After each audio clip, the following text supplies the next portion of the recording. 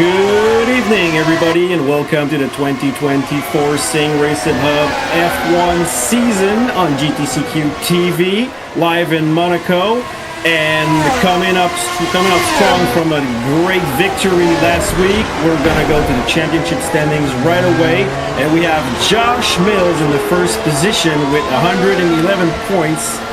Followed by Argenis Riera with 109. So 2 little points separating our two warriors at the top of the championship. Following not far behind, but well, a bit far behind, but for the best of the rest, Mr. Janos Magasrevi in third position. Glenn Cooper in fourth with 53. 67 for Magasrevi. Sorry about that. Oro Acosta in fifth position with 47 points. Bill Worrell with a 21. Zeke Montero with 20 points. Richard Haney with 19. Elise Tape with 18. And Juan del Castillo, Señor El Fuego, with 17 points, which wraps up our top 10. I'm François Goulet, aka Gouletsky. sim racer and race enthusiast. Tonight, I'm not with my usual new teammate, Mr. Matt Hartley, which is he's across the pond in Europe. I think he's in England, actually. So he won't be with us tonight, but I got a new teammate, and he's no stranger to the RFactor and Formula One platform, Mr. Nick Allard. How you doing, man? Good, Frank. We're going to have a good race tonight in Monaco, the most difficult race of the season. Yeah, by the way, thanks for filling up for Matt Hartley at the last minute like that. I'm really happy to have you with me. It's always better to watch these races with a teammate, and maybe some people know you here, maybe some people don't, but I'm just gonna say that Nick is the analyst on the it's the Canadian sim race. It's a RFactor F1 Canada. Is that it? Am I saying it right? F1 Simulation Canada. All right, F1 Simulation Canada. So it's the exact same platform, same game. So you're used to that game. You know that game very well, and you had that race last Sunday, if I'm not mistaken. Yeah, what a race we had between Alain Lefrançois and Jean-Philippe Simard. We invited people to go to watch the race. 59 laps. Michael Kerouac just won the race, so it will be a tight race tonight between Josh Mill and Argenis Riera. Yeah, this should be interesting because it's the first time in the season that we follow the regular calendar, but our race comes after the real Grand Prix, which was a bit boring, let's say. We're glad that Charles Leclerc won his home race. I think he deserved it. That's really good. But on the other side, the show wasn't really nice. So we are expecting more from our drivers in the SimRacingHub to bring us more battles. So from your perspective, from the race you had on Sunday, what can we expect from this race? Can we expect overtaking, the pit stops, the strategies, and a lot of crashes? So what went down in your race particularly? A lot of crashes. We had, I think, 7 drivers who didn't finish the race Sunday because the wall is very closer of the track. The strategies, we can overtake in Monaco, but it's very difficult. We have, I think, at the end of the tunnel in the chicane, but it's the only place we can try over there. We have Mirabeau, but there's only two places we can overtake. Nice. And yeah, you talked about crashes. It's a narrow track. It's not a track that in the modern F1 days that it's really suited for these cars. And I have a little quiz about that I'm going to talk to you about, because I want to ask our people on the live what they think about that. So I'll be coming with that later on. So yeah, you mentioned Josh Mills and Argenis Riera, our two warriors, as I said. They've been battling for the whole season. Last race, I think you were watching the race live, if I'm not mistaken. You might have seen it in Imola. Riera was leading the race, but unfortunately his strategy came into play, and he had to do an extra pit stop that Mills didn't have to do because he changed his tire compound, and Riera had to do another pit stop in order to put the medium or the soft compound, which cost him the victory. So did you see that race actually, Nick? Oh, because I was in work, so I didn't see the race, but I'm gonna watch it maybe after. All right. Well, spoiler alert, Mills won. Great strategy on his part. He started on the mediums and finished on the hards, if I'm not mistaken. And Riera was on the hards, made a pit stop, stuck on the hards, so he had to put, I think he went for the soft at the end, and he was catching up big time, but there was not enough laps for him to catch Josh Mills. So unfortunately for him, but fortunately for us, because now we have like a leaderboard change, with Mills on top because Riera was leading. So I'm pretty glad about the fight that we have on top of the championship. So we got 18 drivers now on the track. I'm watching the driver names, so you might not be familiar as I am with these guys because you're familiar with your ladder, with your roster, sorry, on the F1 Simulation Canada. But there's a name that I don't see right now in the list, and is Ezekiel Montero. So Ezekiel Montero has been the prime ringer in this season for many teams. Probably tonight nobody needed a ringer, but if I see 18 names, there's usually supposed to be 20 drivers. Maybe we'll see Montero show up, and I'm mentioning him because so far he has provided us with great showmanship, great speed, and I would really like to see him show up tonight. Now, Nick, Monaco. It's a track that I know very well. I'm sure you do as well, but I would love to let you describe it for our spectators. So we'll see the map on the background if our kind producer Jazz can put it. And I would like you to describe the track for our viewers. So the first turn will be Saint-Devote. Just give me a second. Take your time. Take your time. We're going to have fun tonight naming the corners because French is, of course, our first language. So we can say without any accent, Saint-Devote, Beau Rivage, Messonnet, Casino. And so, yeah, go ahead. Okay. So the first corner, we have Saint-Devote, Beau Rivage with Monté, Saint-Devote. The turn number 3 is Massenet. Number 4, Casino, a very closer turn. The number 5, that's a place that we can pass another rival, Mirabeau. Number 6, the slowest corner of the season, the Hotel. Yep. Number 7, Mirabeau Bas. Portier with a double right turn. De Tunnel, number 9. Number 10 and 11, the Nouvelle Chicane. That's another zone that we can pass another people. Tabac, the best corner of the track. Piscine, La Rascasse, and Anthony Nogues, the 13, 14, 15, 16, 17, and the 18, 19. So that's the most difficult track of the season because all the wall is very closer, so we have to be careful when we turn. So it's going to be a fun race and tight race. Yeah, agreed about that. So we have raced a lot on different platforms in this track. As you said, it's always difficult to overtake. It will be less difficult for our sim racers because I think these guys will be more prone to make mistakes, and I think mistakes will be the time where passes happens. On the another token, damage.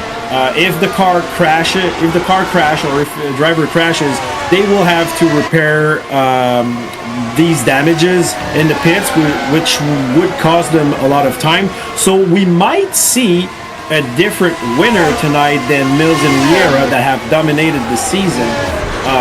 So you mentioned all the turns. Personally, Saint-Devote, the first turn, you come with a lot of speed. You're coming hot. If you miss your braking, you got a chance of redemption because there's a zone where you can do a U-turn and maybe salvage your car, but you don't have that everywhere else on the track. And you talked about turn 3 and 4, Messonnet and Casino. Those are blind corners, and they're very, very narrow. And we see on the usual F1 calendar, at Casino, turn 4, which is a fast blind right-hander, there's always a little bump on the left side. That bump, according to what I saw in practice, the drivers are not avoiding it. So we might see side-by-side battles, and you mentioned that you could pass at turn number 5, which is Mirabeau Haute, High Mirabeau, before corner number 6. So I'm really thrilled to see what's going to happen and how many risks these drivers are going to take. And my friend Nick, we are, I think, right on the money for the start of the quali. Yeah, 10-minute quali for the people. So who's gonna take the first place? Because the qualification is very important here in Monaco because of a very difficult pass. So I hope to see a great battle for the lead for the first pole position. All right. And before we go to the screen, I want to show our viewers something on the side here. There's a little car. If you can write in the chat who that driver is and why I'm holding that particular car in my hand. This is our first trivia question of the evening. And I'm going to go see on the live who we have here. We got Alain Lefrançois, and no specifics. Josh Mills, sweet half, as I always say. So she's lurking in the corners and supporting Mills. So always nice to see you. Specifics. And we got Alain Lefrançois, who's a driver, I think, in the F1 Simulation Canada. So nice to meet you, Alain. If you can try to answer these trivia questions, it would be nice. So personally now I'm on board with Argenis Riera, who's in a warm-up lap arriving at pool section. And while we're waiting for him to warm up his tires, this Grand Prix, Nick, it's not entertaining anymore according to the popular opinion. So I would love our viewers to tell us in 4 sentences what they would do to make that race fun, more fun to watch. As we watch Argenis Riera starting his hot lap. Yeah. Negotiated Saint-Devote pretty good. Very fast, in control, arriving at turn 3.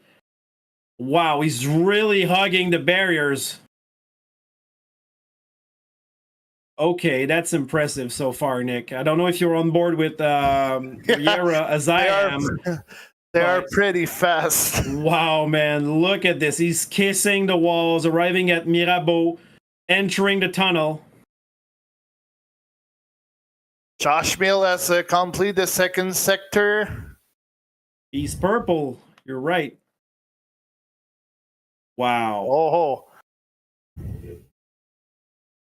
So far, Riera better in the first sector. Oh, he's purple as well. Whoa!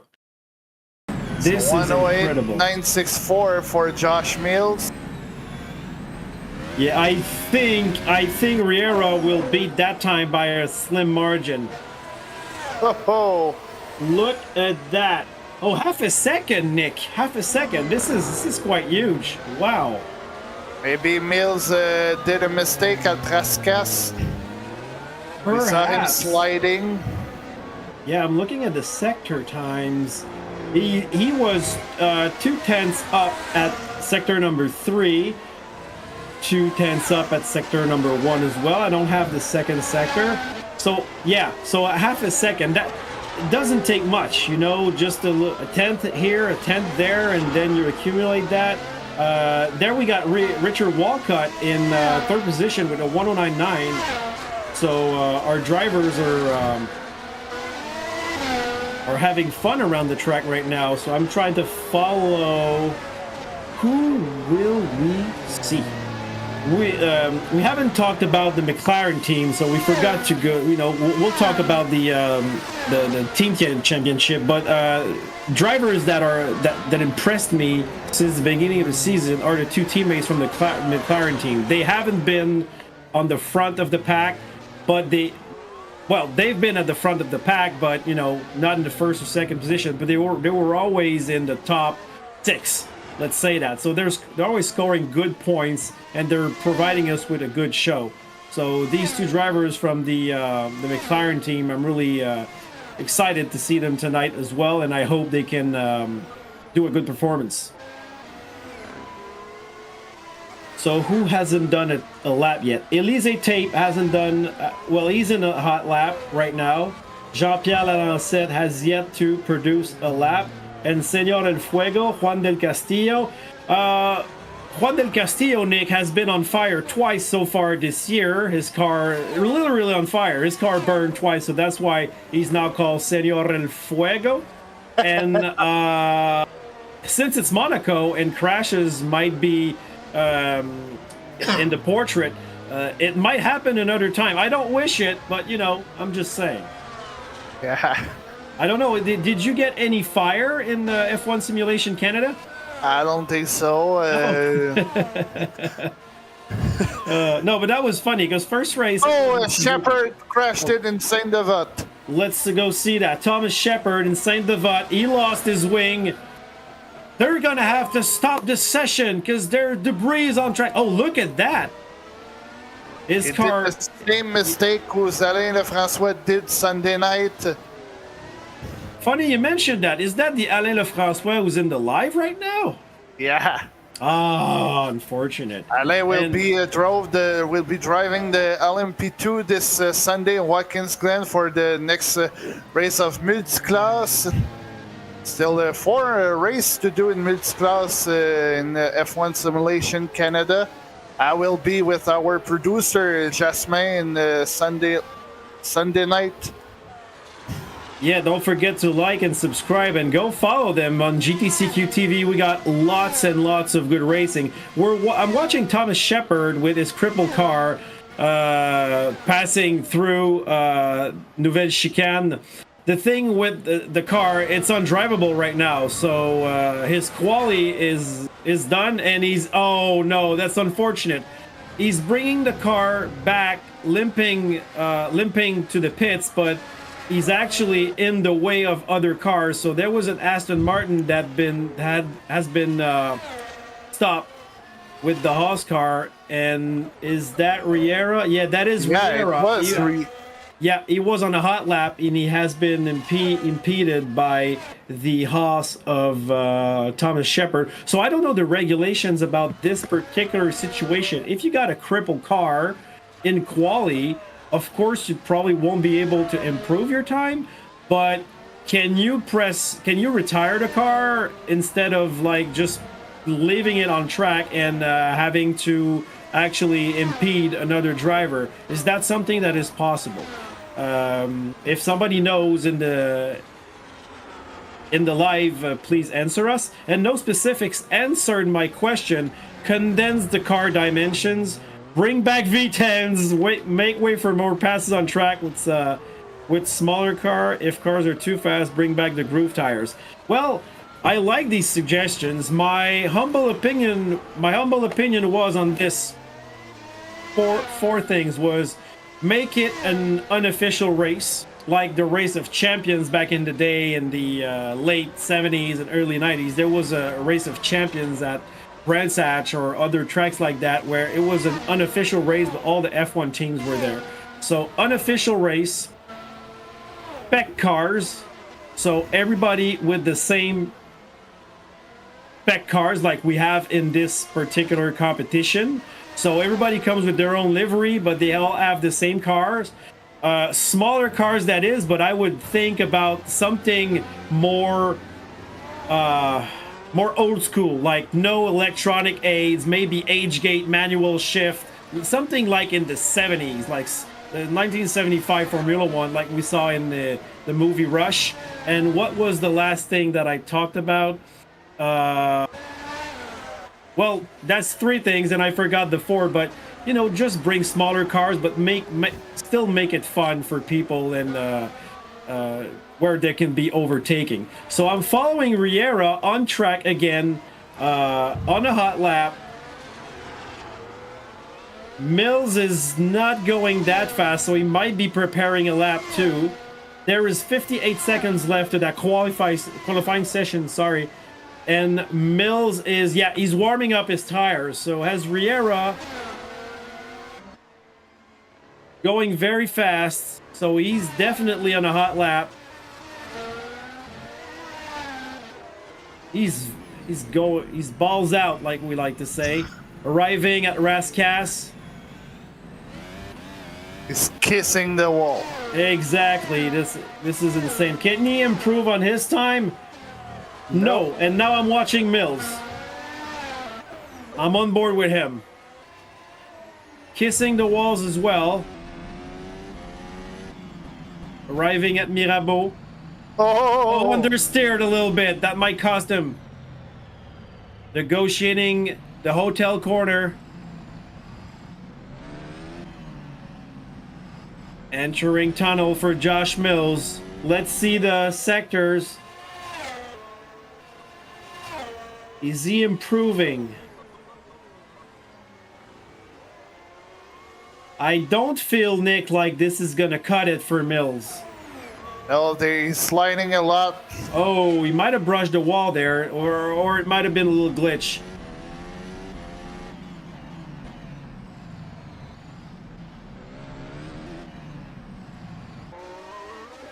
And finishing his lap, can he improve?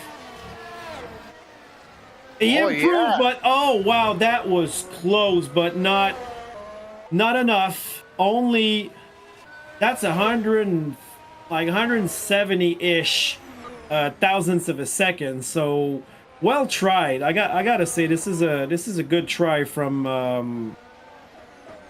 our friend Josh Mills here. He really gave it all. Really gave it all. So far, do we have another driver on a hot lap? I don't think there is. So, Nick, would you like to tell us the order for the start of this race?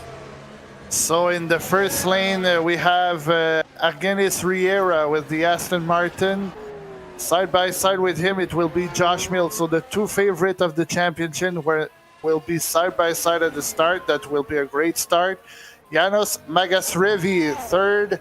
Richard Walcott will be fourth with the Ferrari.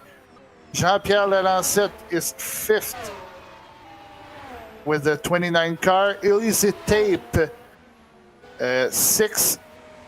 Glenn Cooper with the McLaren is 7. Bill Rowell 8. Otto Acosta, who's joined the race between the qualification. Oh, there he is, yeah. Richard Aney will be 10. Shane Higgins, another drivers of the F1 Simulation Canada. Tony Mizzalis, Stephen Broderson, Jacobo Cardozo, Juan del Castillo is 15. Ricardo Senor 16. John Cook, Thomas Shepard, Jeff Oppenheim, and Cliff Van Leeuwen is closing the march at the 20th place. Yeah, so we got our 20 drivers on the grid, and so yeah, you mentioned Acosta, did you say, that joined? Yeah, he's because he looks like yeah, okay. That's our two McLaren drivers, Glenn Cooper and Otto Acosta. So they're well placed, 7th and 9th. And this is the first time of the season that we have our 20 official drivers. So no ringer, like I said earlier, Zeke Montero is not here because I think every driver could actually make it tonight. So they will have to have another 5 minutes of warm up. We saw Thomas Shepard crash his car, so he will have a brand new Haas Formula One car. So you mentioned Mills going side by side with Riera. The start here, Nick, will be key.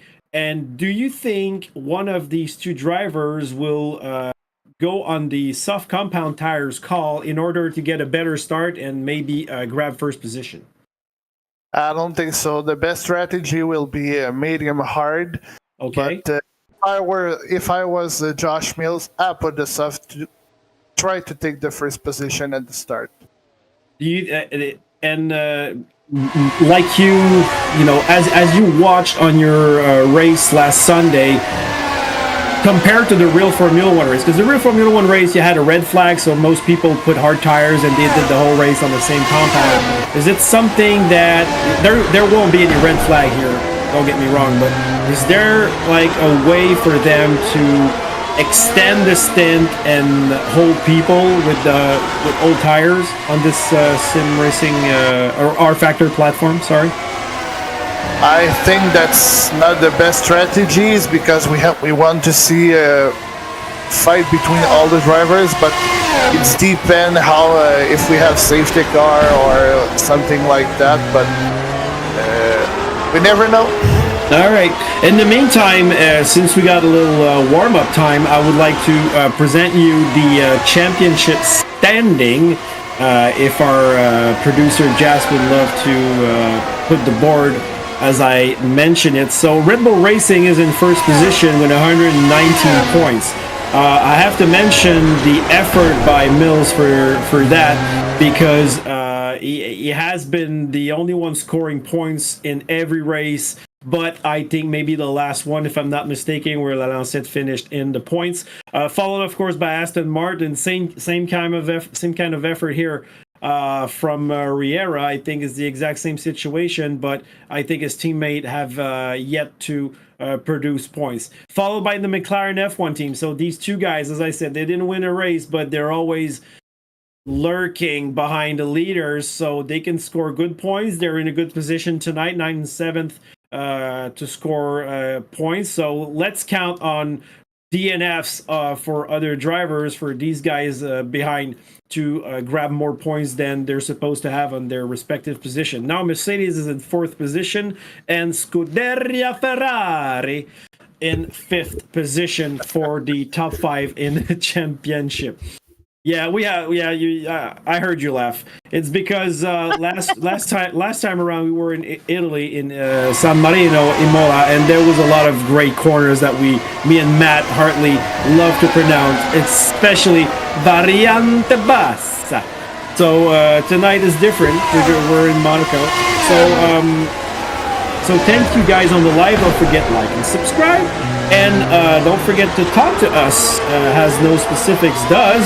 But she's the only one talking to us, so don't be afraid. We got 10 viewers right now, and we would like to hear you about your propositions to make this race, a more fun race. I asked for 4 things that you would do to make this race more enjoyable.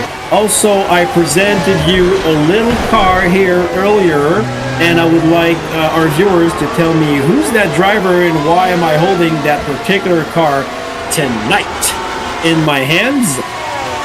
So Monaco Grand Prix, let's talk about that in history, Nick. It has been a race which is everything and nothing happens. So sometimes that's the race where people get their first victories. Do you have any drivers in mind that had their first victories in Monaco? And they're one and only, sorry. First, but one and only. I think Olivier Panis in 1993. Well, you just mentioned. Spoiler alert. Yeah, that's Olivier Panis. Did you watch that race? No, I was not born. You were not born in 96? No. Okay, well, I watched that race. I was 14 years old. I remember it was a rain race. So that's why Olivier Panis won, because there was a lot of DNFs from the drivers. So Olivier Panis was in a Ligier, a decent car, let's put it that way. Not a car as fast as the Benettons, the Williams, the Ferraris, and the McLarens of these days, but he did a perfect race and he came on top. Olivier Panis, a good French driver, that was his one and only victory in Monaco, that is. There's another driver who won his first and I think only race in Monaco, who's Jarno Trulli. I think it was in 2005, if I'm not mistaken. I would go check. Yeah, you can check on that. Usually we have Marty Simon from the F1 podcast, who's watching also our program. So he usually answers these questions if I'm like, is it 96, right? So he's always there. It was in 2004. It was in 2004, not 2005. Okay, because I know he was driving for Renault, and I thought it was one of the championship years of Renault, but it wasn't. And other than that, in qualifications, when someone crashes in quali, that's when the quali gets held up. And in history, we have seen a few drivers crashing, and by this, let's say, behavior, preventing another driver from improving their time. So do you have any names in mind if I talk about that topic? No. Okay, well, I can tell you that Michael Schumacher, back in the day, he actually he was clumsy on his attempt to crash at La Rascasse. So I think he was penalized for that. We saw Mr. Nico Rosberg going in the safe zone at Mirabeau High, which prevented Lewis Hamilton from improving his lap. I think we had the same thing from Sergio Perez when he crashed at Mirabeau Bas before the tunnel, and Verstappen was not happy about that. And after that, we had Charles Leclerc, but that was not on purpose, this one, I'm pretty sure about it, because he was actually leading the quali and he crashed his car, and that prevented him from starting the race. And for Charles Leclerc, it was in 2021, the return of Monaco after the COVID, and it didn't participate of the race, so that was a great... That was bad for him. Yeah, bad for him. But hopefully this weekend he's won the race, so I was very happy for him. Yeah, same here. I'm glad he did it. The last Monégasque, the last Monaco native to win a race here is actually Louis Chiron. It was in the first part of the 1900s. So Louis Chiron, he's the driver which the Bugatti Chiron is named after, and he was quite old when he won his home Grand Prix for the last time. I think it was something in 1936, or I'm not sure, but you can look it up.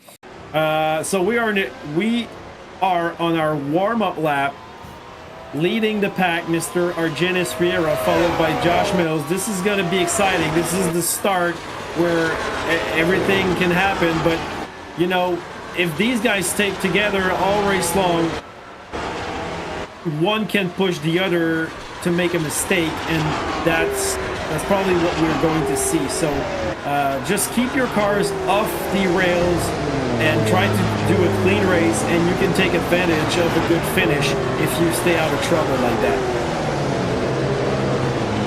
For now, I saw Riera and Mills on medium, so... Yeah, I had hards in the beginning, but it's always that little glitch for the tires that are showing me a compound that is not the real one. But yeah, now I see the yellow mark on the tire, the yellow stripe. So both of them on medium. So it's going to come down to whomever can do the best start. There's not a lot of distance between the the start position and Saint-Devote corner.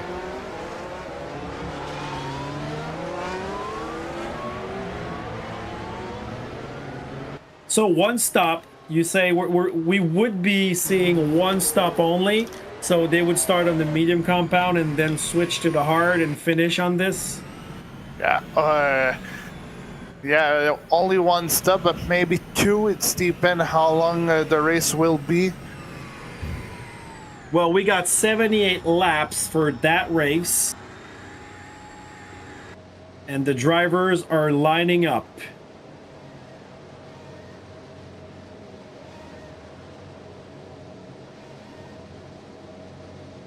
Slowly coming.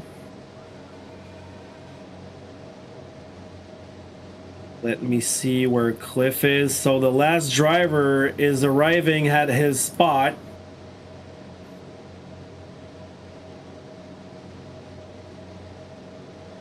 And everyone's in place. I think the green flag guy at the end is waving. I don't see him, but I'm sure he's there.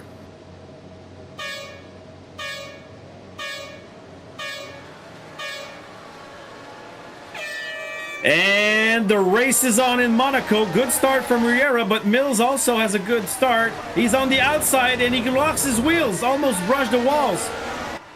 They're side by side going up, and Mills is in front, so he managed to keep his second place. Well done by Mills. This could have been really dramatic for him. Wow, he jumped on the little bump. So I mentioned the bump. but I think you might be able, you might be better not rolling over it. I think so far everybody's behaving good. No crashes as far as I saw. I don't know if you saw anything back there. Yeah, we have Shane Higgins. Okay, so Sean Higgins. Oh, Sean Higgins he's crashed. He's out of the race. Yeah, he's out of the race. The same thing was happened Sunday night for Higgins. Unfortunate for Sean Higgins. And I just saw Mills sliding, almost brushing the wall. So he's giving everything, but his car seems to be a little bit loose. And we completed lap 1 already. And Riera is leading half a second in front of Mills and Magus Revi in 3rd position. So no major crashes in the first lap, Nick.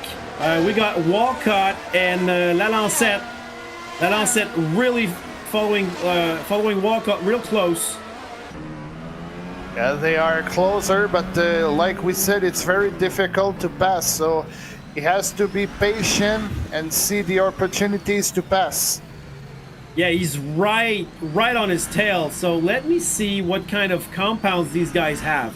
So Walcott is on the hard tires, and I think Lalancette is on the medium. So he will want to overtake Walcott in order to take advantage of the potential of his tires.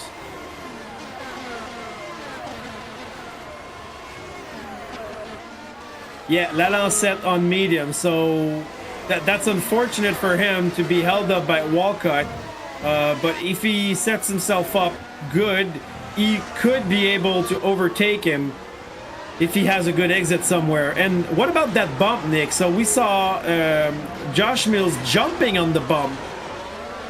Yeah, like we said, every drivers try to avoid this bump, but all the drivers in the SimRacingHub pass on the bump with a lot of speed. Sometimes they oversteer, so but hopefully it's still second. Yeah, I was wondering how damaging or how big the effect of that bump is actually is. Looks like I thought it was nothing, but it seems like it is a little bit damaging. And I'm watching Lalancette still in Richard Walcott's tail. He's real close, and he's got a good corner exit at tunnel. He might be able to do a little dive bomb at Nouvelle Chicane. Oh wow, no, it's not gonna happen. This is gonna be hard, Nick, to overtake. You mentioned it, but I had hopes. I really had hopes that these drivers could overtake each other.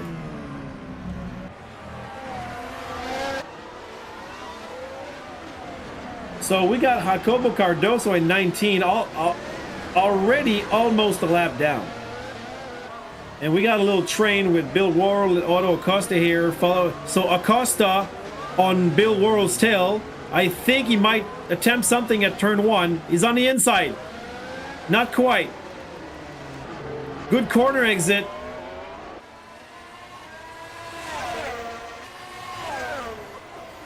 Even with a good corner exit at Beau Rivage, he didn't make it. He didn't make the pass. So, yeah, it's gonna come down to mistakes and crashes. But some cars are real close to each other. Yeah, they are very closer, but there's no room to pass. So we should have flying cars. They could pass on top of each other. Oh well. So Mills and Riera close to each other, 1 second apart. But it's really Walcott and Lalancette that I'm watching right now for 4th position. We mentioned the difference in the compound, and Lalancette really needs a good corner exit in order to put the gas on the tarmac, apply the throttle, and be able to put that power on the tarmac and get the best out of the grip that his tires can provide. We're gonna watch the start again in a few seconds.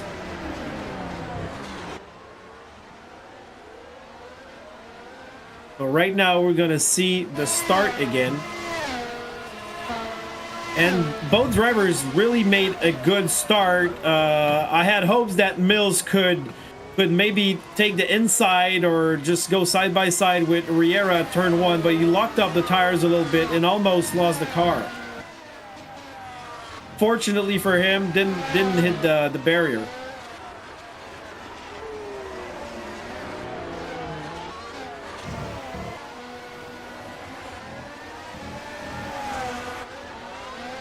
So back to our racing. Riera and Mills still 1.5 seconds. So Riera controlling his pace. The very intense battle now is between Walcott and Lalancette. I hope that something can happen here so we have a little action. Lalancette is really following Walcott from a close distance. He's right on his tail.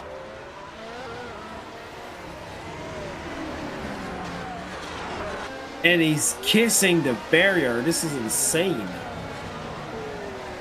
So I don't think it's gonna do more, a lot of damage if you brush your rear wheels on the inside of High Mirabeau. And now Lalancette is right behind Walcott. Can he slipstream through here? He might have a chance. Trying the inside. Yes, he's trying it. Oh, they almost touched. That was a great attempt by Lalancette. We have seen him in different races try, different passing attempts, and I salute the courage on his part. He almost did it. If I was Walcott, Nick, I think I would have been scared, and I might have let him go. Yeah, they were almost side by side in the Nouvelle Chicane. But like we said, there's no room to pass. And Mills is very closer to against Riera. Oh, yeah, right. He's right on his tail. Oh, no. Well, no, he has actually the Mercedes of, I Cardoso, think it is. Yeah, Jacobo Cardoso. Is that it? Yes, that is. So that cost him a little chunk of time here. And back with Walcott and Lalancette.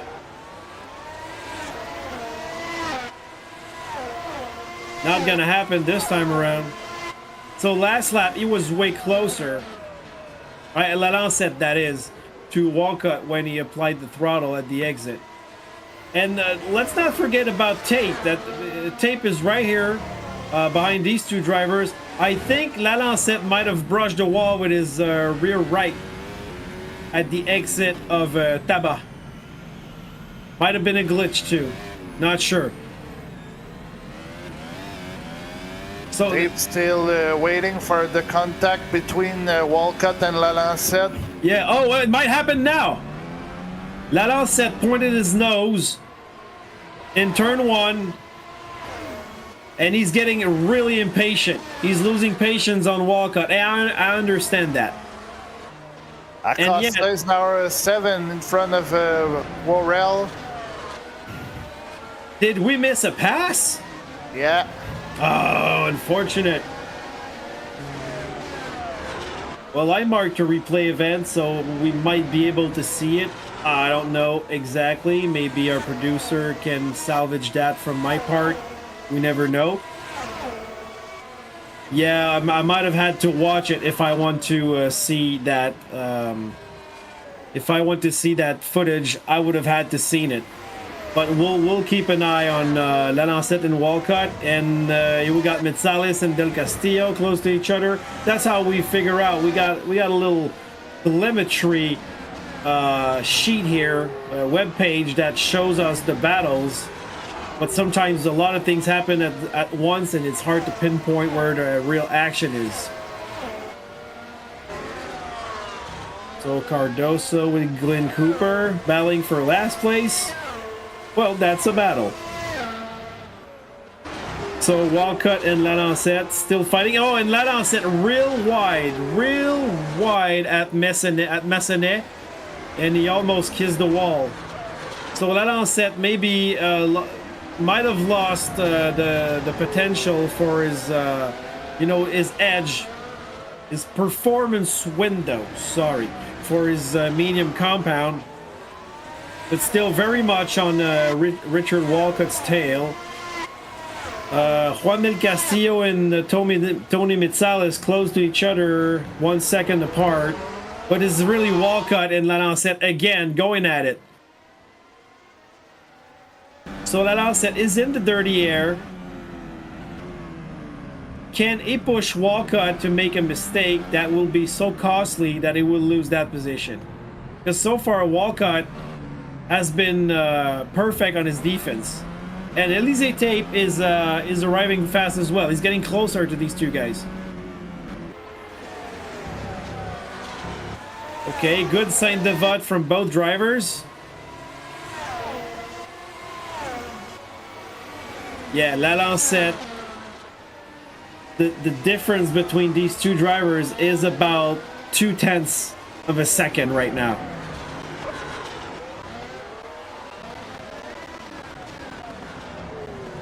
And I think they will catch up back markers pretty soon. Yeah, Cardoso and Glenn Cooper already a lap down.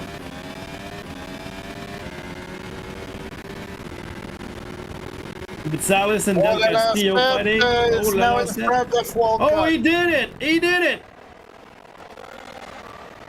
Well done by Jean-Pierre Lalancette.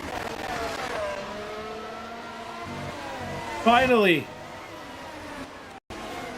Now he's gonna set sail. That's for sure.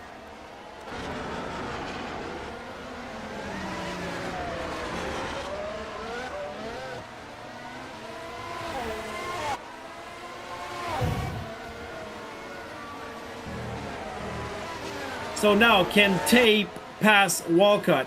Let's see what kind of tires Tape has. I think he's on the medium as well, so we might see the same situation again between Elise Tape and Richard Walcott.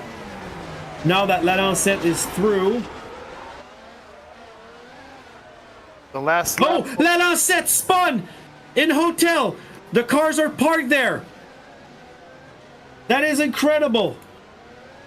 Lalancette. Oh, he's got damage. Big time, big time. What happened there? I marked a replay event there. We might be able to see what happened. We saw it from above. Lalancette came. He was alone at hotel and he spun the car. So I don't see any visible damage, but I'm sure he has some. His car looks really hard to drive. He's wiggling. Head over his gear in the hotel turn. Yeah. Oh, wow. That's unfortunate. So that has been, like, Lalancette is going to have to go to, no, he's not going to the pits. Okay. So now we have Acosta directly behind Elise Tape. True that. Well, that actually bunched up the field because they were parked there for quite a moment. Walcott and Tape, they lost a big chunk of time waiting on Lalancette to do something with his car. But we saw the replay, but everything happened quite fast. And I don't know what led Lalancette to spin like that. But I presume he has... damage. Doesn't look like it, but he brushed walls everywhere. So, and Tape has cut through the chicane a little bit. So that's gonna give Walcott a little bit of breathing space. So yes, Nick, that was eventful in a few laps. Yeah, Magas Revy's now in the pits. Yeah. Let's see, did he change tire compound? It's very fast, only in lap 13. He's on the medium compound for Magas Revy, now in 7th position. Well, it shows me that he's on the medium compound. It might be a glitch. It might change. We have seen that in the past. But so far, looks like he's on the medium compound. That's a new set of stickers. Sticker tire, lap 13. So that's 5th position. Elise Tate. And side by side in the tunnel. And Otto Acosta took 4th position here. So something happened. Oh, Magas Revi. Oh, yeah. Okay, we're starting to see a little bit of action here. That's what we wanted, Nick. Yeah, and they try at the same place every time at the Nouvelle Chicane. That's the best opportunity that we can pass. We saw a lot of pass in the last few years. Tape in the pits. So I think something happened with Tape because they were side by side at the exit of Mirabeau and before the tunnel, and somebody must have lost the car. So Tape just put the hard compounds on. Yeah, something happened there, Nick. I think somebody lost control, and that gave Otto Acosta the opportunity to pass. Yeah. And Acosta is on the hard compound, so he's going to do a lot of laps, I think, with these tires. So he's going to try to protect his position and do some quality laps while he's alone on track right now. And Walcott is in 3rd position. Riera and Mills, there's nothing happening up front here. 6 seconds separating the leaders.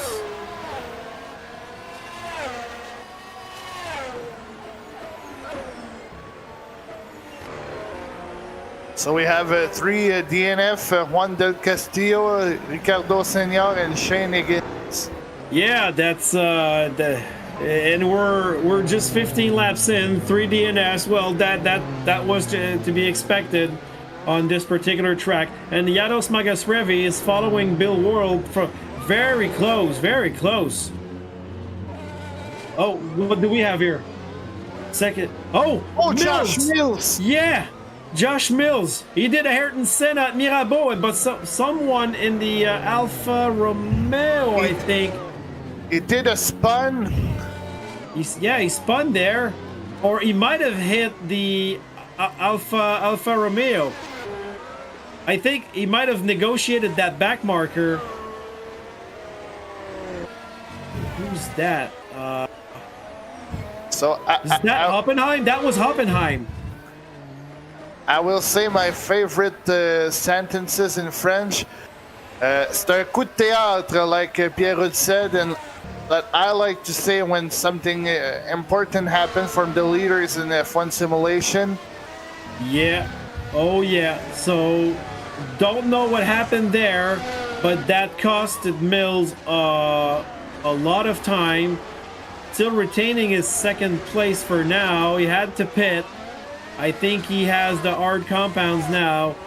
I think he can say goodbye to a win here, unless Riera has an unfortunate event like that.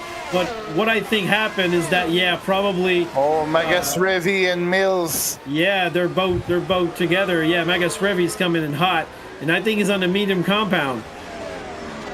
But I think what happened with Mills, he tried to negotiate a back marker and something happened. That's what I think happened here.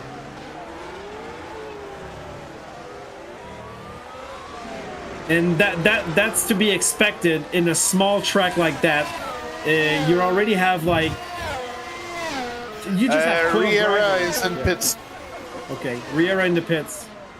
For him, it's gonna be a Sunday drive because he has a comfortable advance.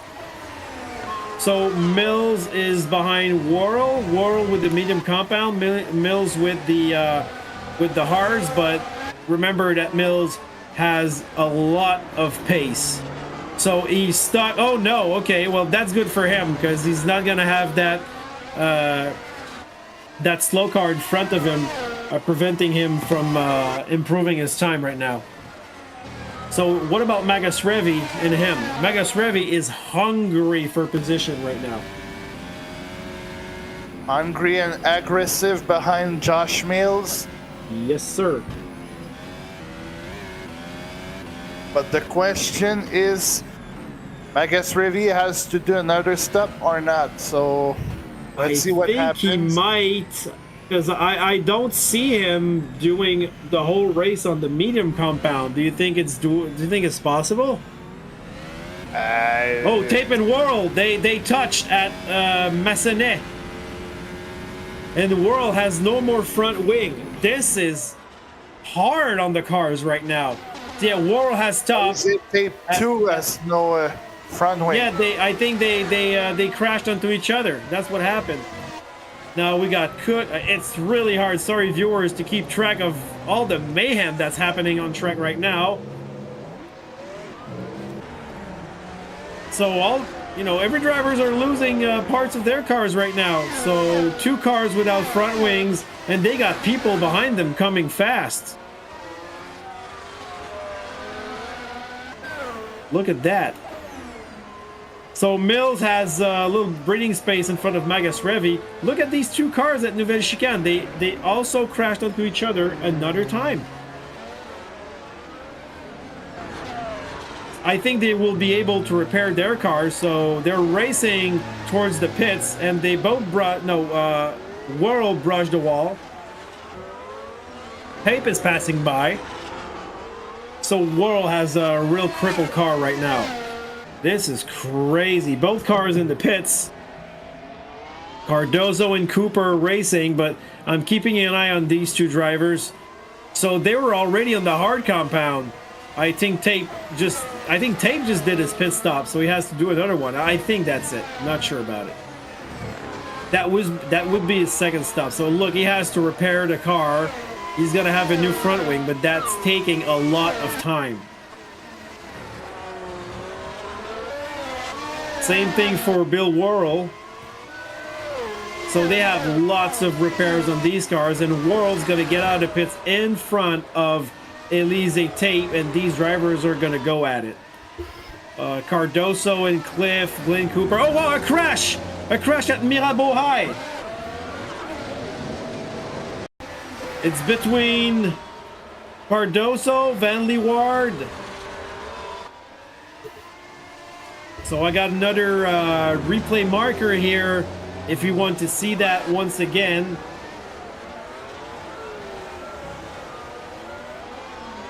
So yeah, Nick, we're starting to see a lot of impatience from our drivers. Yeah, a lot of impatience. It's exactly the same thing that we saw Sunday night. The first 15 lap was very calm, and the rest of the race was very aggressive, and we saw a lot of drivers was impatient. So. Yeah, impatience comes at a price. That's what we're seeing right now. So, Otto Acosta and Richard Walcott, those are the 2 drivers fighting right now. And Josh Mills is coming hot. So, we're going to have a fight here for second position between these 3 drivers. It's lap 20 out of 78, so 25% of the race done so far.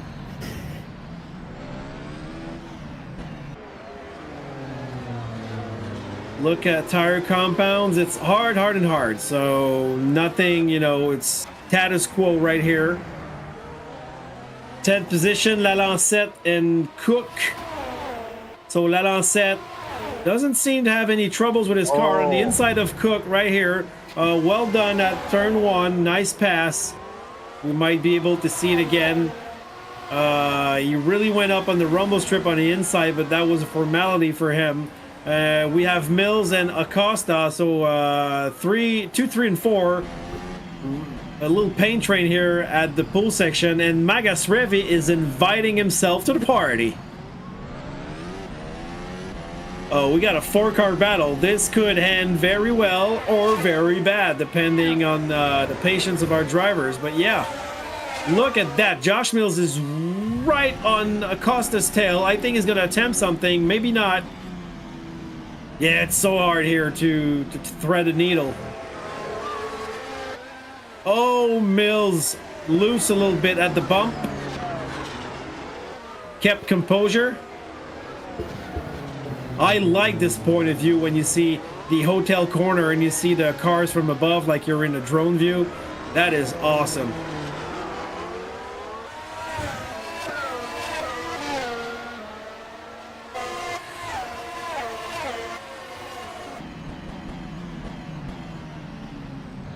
Negotiating Nouvelle Chicane.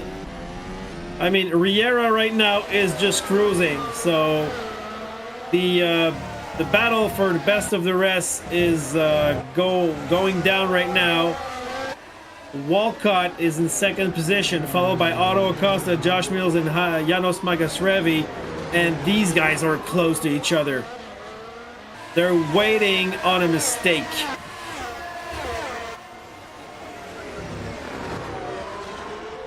And Nick, I think the one that is the most impatient is, of course, Josh Mills. He's not supposed to be there. He has been impeded, I think, from a back marker. At least the clues are pointing in that direction.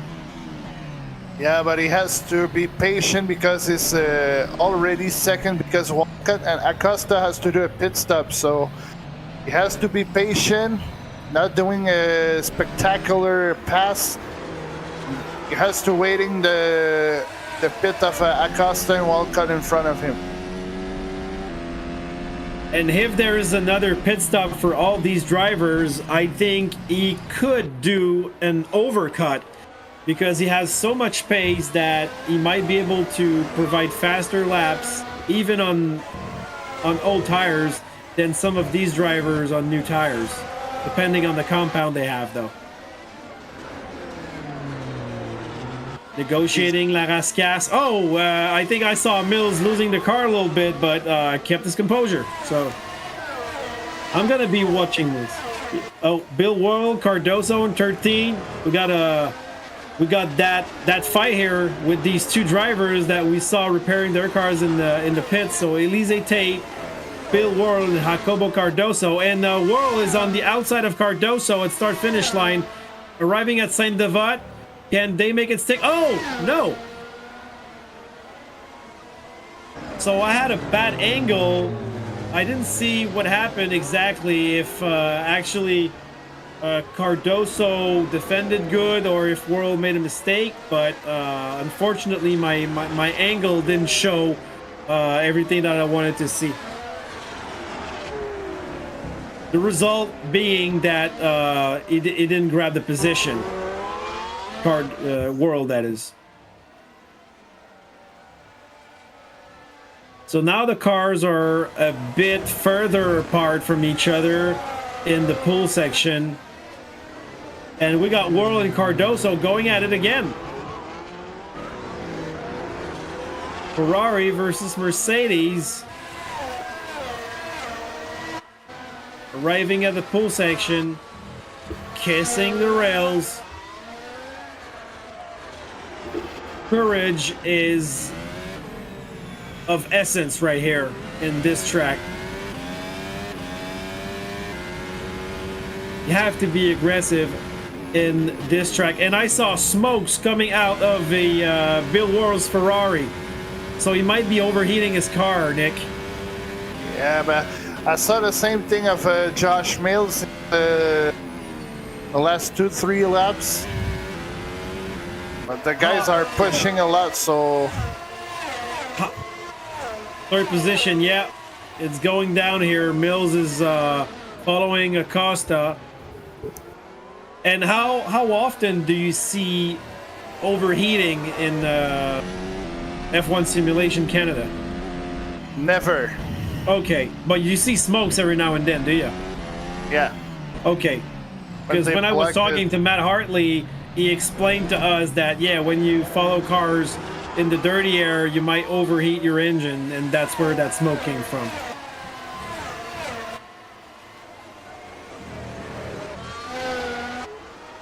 I think Acosta brushed the wall at the exit of Saint-Devote. Not gonna hurt him, though. I got my camera on Josh Mills. I'm gonna go on board with Mills right now. And these cars are real close to each other. There's not even a car length between these guys. Great corner exit on Mills' part.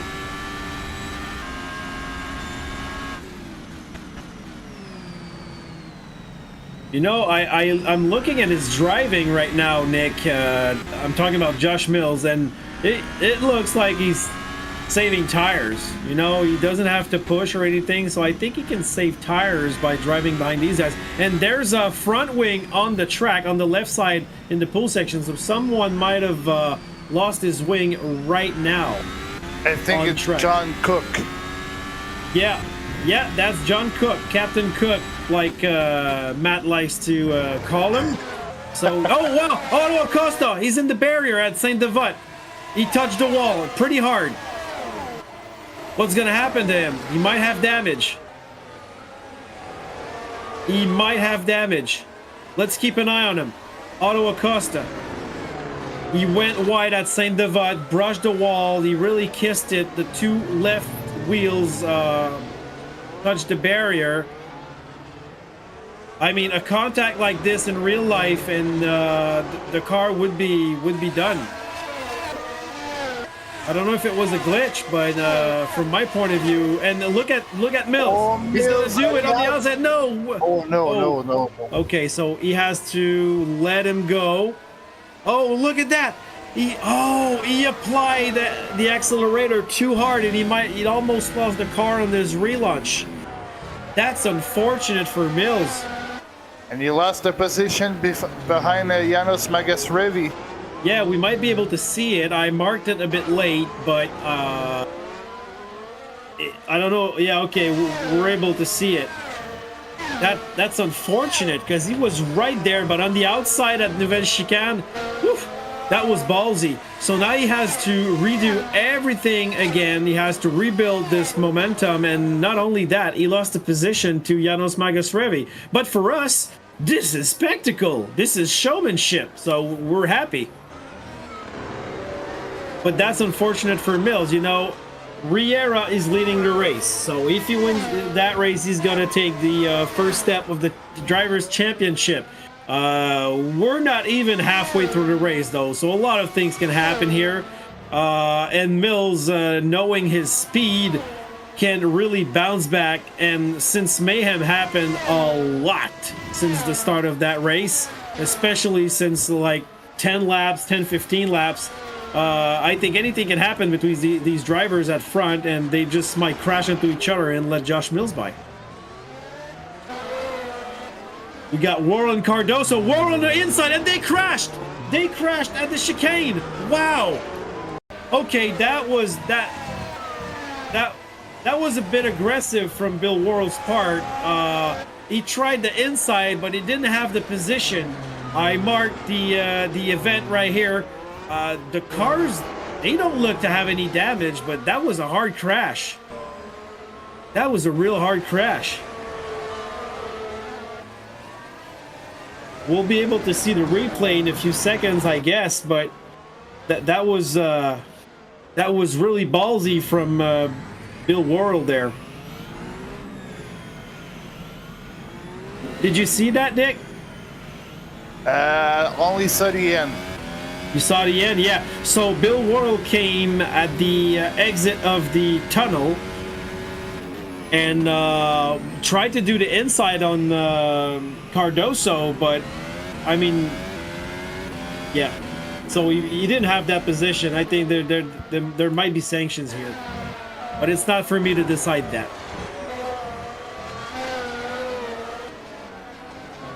Still watching fifth position. Fourth, third, and second. Oh, I guess he's in the pits. Yeah, he is. Yeah, just saw that. So, and Walcott and Acosta following each other. And we still got Worrell and Cardoso fighting back there. So their car is not crippled. But what happened? I thought Cardoso was in front of Worrell.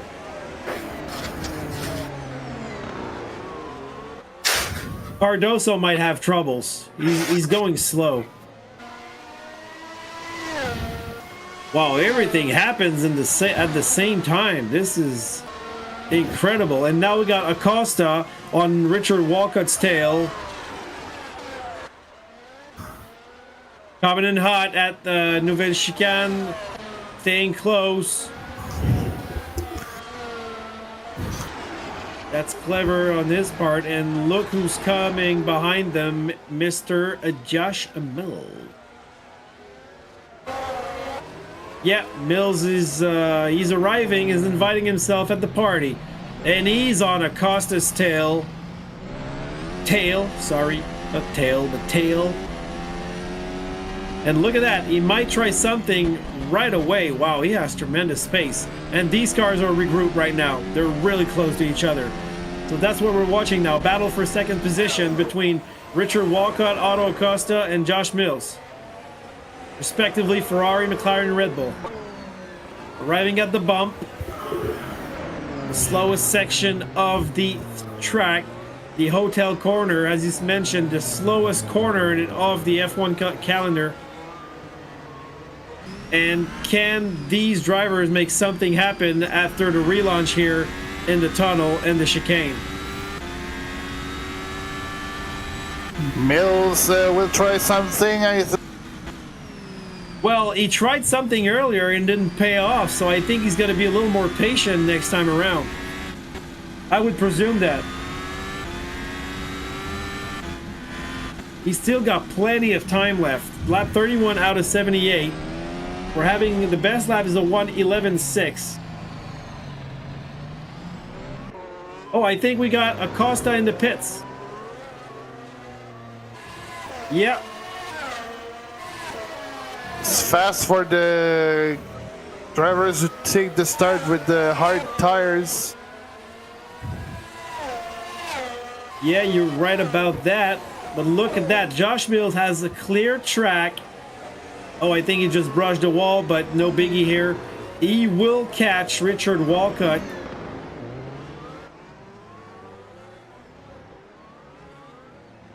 Oh, wow. He's right behind him. Yeah, I think this will happen right here. Good corner exit. Yeah, I think he's going to slipstream through. Oh, I think they touched. Side by side on the... Oh, well done on the inside of Nouvelle Chicane from Josh Mills. I marked that replay if we want to see it. But that was a formality. Now look at that. He's already like 1 second ahead. What's going on? Wow. Okay, Jeff Oppenheim in the pits. No, that's Thomas Shepard. Sorry. My mistake. Mills, Walcott. All right, so Mills is arriving to negotiate a back marker.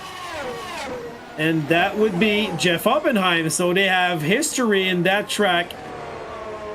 Okay, Oppenheim gently getting out of Mills' way. As I mentioned earlier, I think something happened between these two, and that's why Mills, unfortunately, is almost a minute behind Argenis Riera right now. And that's not the only event that Mills has been involved in. So unfortunately for him, not fighting for the win. Mitsalis and Brotherson close to each other, but not quite enough that they can provide a show.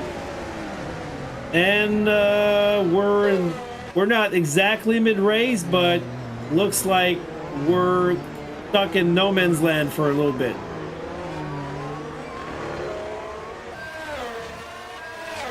So yeah, Nick, are you a fan of rain races? So, because for me in Monaco, I really wish there would have been rain to put even more drama. Yeah, because all the cars are equalizes with the rain. It's only the drivers who are doing the difference. Like we said, in Lance Stroll in the Turkey in 2020. Yeah. But for Monaco, we have to see the rain for the races because there's most excited when we have the rain. Hey, look on the live. We got It's Skyscream, and I remember seeing that name in the other in other lives, and it's like I'm Elise, my engine died. So yeah, sorry for you, Tape. Your engine died. So if you can develop on that, did your engine die? Did your engine die because of overheating? And since we have you in the live watching the race with us, we might have a little question every now and then. So feel free to comment a lot. And I know it's bad for you that you can't finish that race, but let's make the most of it by enjoying what we have in front of us. And maybe you can develop as well on what happened at the entrance of the tunnel earlier, because we missed it, and I think you were part of that little cluster of cars. So if you want to talk about it, feel free to mention it in the comments, and I'll keep an eye on it. But thank you for being here, and don't forget to like and subscribe. Only 5 drivers are on the leading lap. Yeah, and look at that. It's not going to last for long, because Walcott, look at Richard Walcott, and look who's behind him, Argenis Riera. So it looks like Riera almost took off like a plane on the bump. So I mean, when you're in the top 5 and you're getting lapped, this doesn't look good at all. This Sunday in F1 simulation, we only 4 drivers. Well, we're going to have less in this race. I can tell you that. I think Acosta, like Otto Acosta, is a few seconds in front of Riera, but I'm pretty positive he will be caught. All right. 15th position, Oppenheim and Cliff Van Leeuwen fighting, and I'll be looking after that battle on what Elise Tate told us in the chat. So... oh wow! I think Oppenheim brushed the wall at the bump, so he hit the bump, and I think his car lift off in the wall, but doesn't look like he has damage or anything. Oh, he almost spun there, so I might be mistaken here. But those are the 2 cars that are the closest to each other.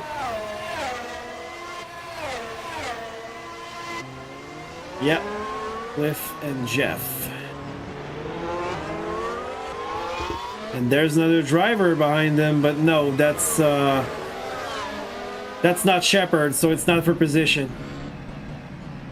That McLaren is arriving full speed, and these 2 cars have to get out of the way. So good gesture from the 2 back markers, but they're in a fight of their own. So, but there's no points involved. So. Oh, Josh Mill has just set the fastest lap of the race. Wow, yeah. 1:11.5.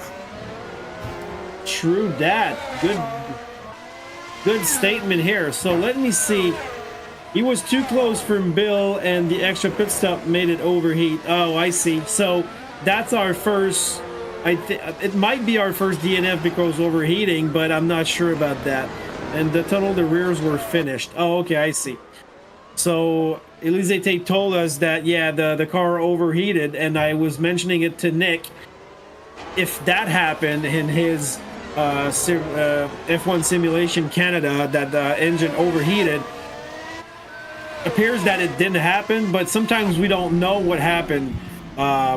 Especially for us, we got a few DNFs here, and that's the first time we had the clue from the driver mid-race that tells us. So thank you, Tape, for that particular piece of information.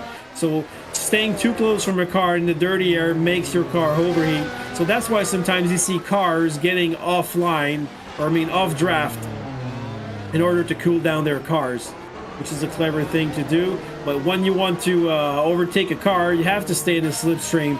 So that's a double-edged sword. And yeah, you know, I salute your courage of staying behind the cars and trying everything to gain positions, because that we wanted a good show, and for the brief time you were in the race, Tape, you did provide us with good moments. So we have a part 2 between Richard Walcott and Jean-Pierre Lancet. Yeah, I'm watching that right now. So Lalancette is coming like a mad train, and Walcott is holding him.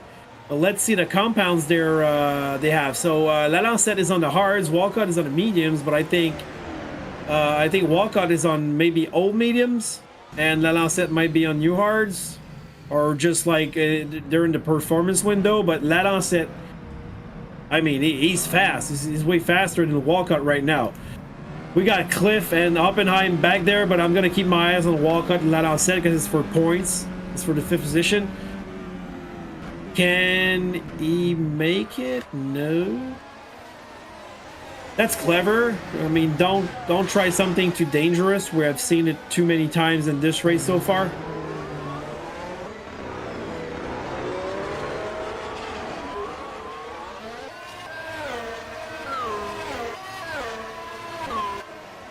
Okay, they're arriving at La Rascasse, and we got Cliff Van Leeuwen and Jeff Oppenheim fighting back there, because that fight between 5th and 6th right now is not that intense. Oh, now it's back on the intense mark. Whew. Lots of things to follow.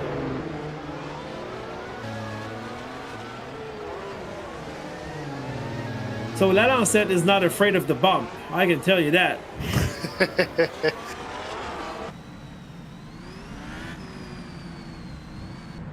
When we do this track with GT cars, we're not afraid of the bump either. We go on it. Full bore. I think it was Gilles Villeneuve who has passed in the bump, and the car was flying, so I don't remember if it was Gilles. That's totally his kind of thing. I can't tell you, if somebody does that or did that, it's probably Gilles Villeneuve. And I'm talking with a friend of mine about a podcast about Gilles Villeneuve that we wanna pay tribute. And my father told me a nice piece of history about Gilles Villeneuve that I'm gonna talk about that in the podcast if we ever do it. So, but yeah, Gilles Villeneuve, the Monaco GP is one of his 6 official victories, and I'm not surprised because he was a master in straight races. He was a master of controlling cars to the limit, especially inside hard walls, like in Trois-Rivières, Long Beach, or any track that is really dangerous and you have to be balls out and really courageous and kiss the barriers. Like Ayrton Senna was exactly like that in here. You know, if you saw a quali lap from Ayrton Senna, he was fast and really brushing the walls. I mean, this is insane. So for you viewers, if you never saw that, there's a quali lap of Ayrton Senna here in the McLaren, and I think he qualified 1 second, maybe a little bit more than 1 second, on top of Alain Prost, his teammate, which is no slouch. So that's the thing for a good entertainment. You are speaking of Gilles Villeneuve, but from Gilles Villeneuve I'm gonna start again the sentence. Yeah, go ahead, man. Speaking from Villeneuve, which races it's the next one in Formula One on the Gilles Villeneuve circuit in and we invite everyone to see the live on F1 Simulation Canada. Lalancette is very close. Yeah. Almost made it. There's no room, and that's why Christian Horner told Monaco has to see the options to still in the calendar, because everyone wants to go race over there because everyone wants to win Monaco. But yeah, exactly. But the Monaco win happens Saturday. That's the best show, Saturday, when they're fast in the quali. On Sunday, it's just a parade. So you're right. Horner's right. They have to do something. They showed a few layouts, a few extensions, but like I was talking to my best bud this week, and I talked to Marty as well. But let's say you don't have all the contractual boundaries and everything, because I was talking about that my proposition earlier as we were going to keep watching the race, but my proposition was going with smaller cars, less technological cars, and make like a special event of Monaco, which is, it could be as prestigious as it is because you got to win Monaco. Oh, I think Lalancette spun. Wait. Did he spin? Yeah, I think he just spun at the restart of Nouvelle Chicane, because I was watching I think I was watching, sorry, that's Richard Walcott, and I saw Lalancette in the same, like, let's say the same screen, and then I think I saw Lalancette spin, so yeah, might have been that. Mitsalis and Cooper real close to each other, so I'll come back to that proposition when we have a little breathing time, because Cooper, Lalancette and Haney, oh wow, there's a lot of things going on. So that's Cooper and Mitsalis. So yeah, smaller cars, less technological cars, maybe, as I said, like old school F1 type with clutch and no steering assist, you know, something really fun to drive. And with a special trophy, it could be for, you know, charity events, but make it something like a Race of Champions that is prestigious, but, you know, not in the official calendar. And I think Cooper is going into the pits. So we're in another pit stop window right here, I believe. And Captain Cook is on DNF. It was behind him. Captain Cook has a DNF, but he has yet to... he's not last yet, because a few guys were a few laps behind him. So you're going to see his rank drop a little bit. Oh, well, look at that. Mitsalis and Cooper, Mild Mitsalis, yeah, they got into each other. So Mitsalis was on the right side of the track. Cooper was driving fast, and now he's stopped. Cooper is stopped on the side of the track. I think he's going to retire the car. Okay, that's unfortunate. Cooper hit Mitsalis, and he retired the car. So that's our 6th DNF, and we're just a bit above halfway through the race. Unfortunate for the McLaren driver, as he could have scored a few points today. So that leaves Otto Acosta in fourth position, the only McLaren driver. So yeah, Elise Tate mentioned that Lalancette's mistake in the hairpin cost him the first pit window, which ultimately led him to getting into traffic. So yeah, this led to that. And Lalancette really spun without anybody to help him there, so that was unfortunate for Tape. And I think that was Walcott, if I'm not mistaken. There was a Ferrari involved, but that's what I remember from that event. And by the way, Nick, in the meantime, Riera got the fastest lap back from Josh Mills. Yeah, he said to Josh Mills, hey buddy, I'm faster than you. Yeah, with actually 69 thousandths of a second. So that's not a lot, you know. That's a blink of an eye. 69,000. Oh, Riera is on the pits now. Yep. Riera is the pits, but comfortably leading that race. So for him, it's a formality. What kind of tires will he come out with? So there's 33 laps to go. I'm sure he was probably going to be on the hard compound. That would make sense. Yes. That makes sense. So how many drivers on the lead lap? 5 so far, but look at that. Richard Walcott is 75 seconds away from the leader. So that is almost exactly a lap. Riera and Walcott. Yeah, they're close to each other. So Walcott hasn't lapped himself, but in the few laps, he will be caught by our leader, Riera. And we're going to have 4 drivers on the lead lap. And I think with the time that is left in the race, we might see only 3 drivers at the end. We never know. Oh, look at that. Walcott. He cut through the chicane at the pool section and he brushed the wall. So that might cost him a little bit. He might have damage. I don't know. This is a race of attrition. And Walcott's on the medium compound too.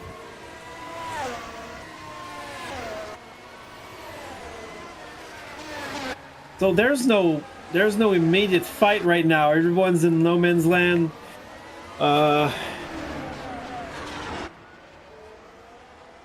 So I see. I don't understand why I still see like the interval with Glenn Cooper. He's DNF. Okay, it is still counting the time.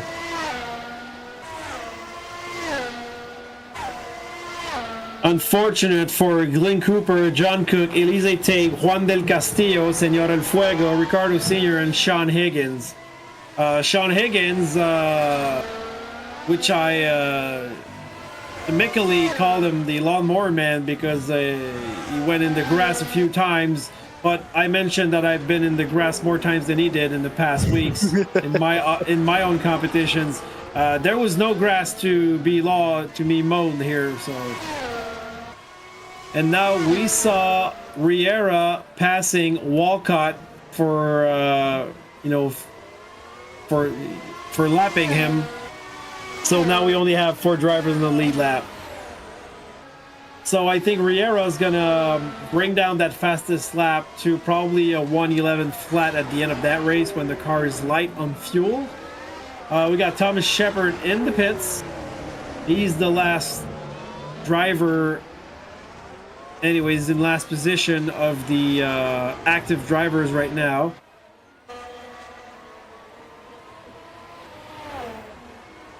And these drivers, Nick, I saw a few brush the yellow line on the outside. Is that a penalty? I don't think so. All right.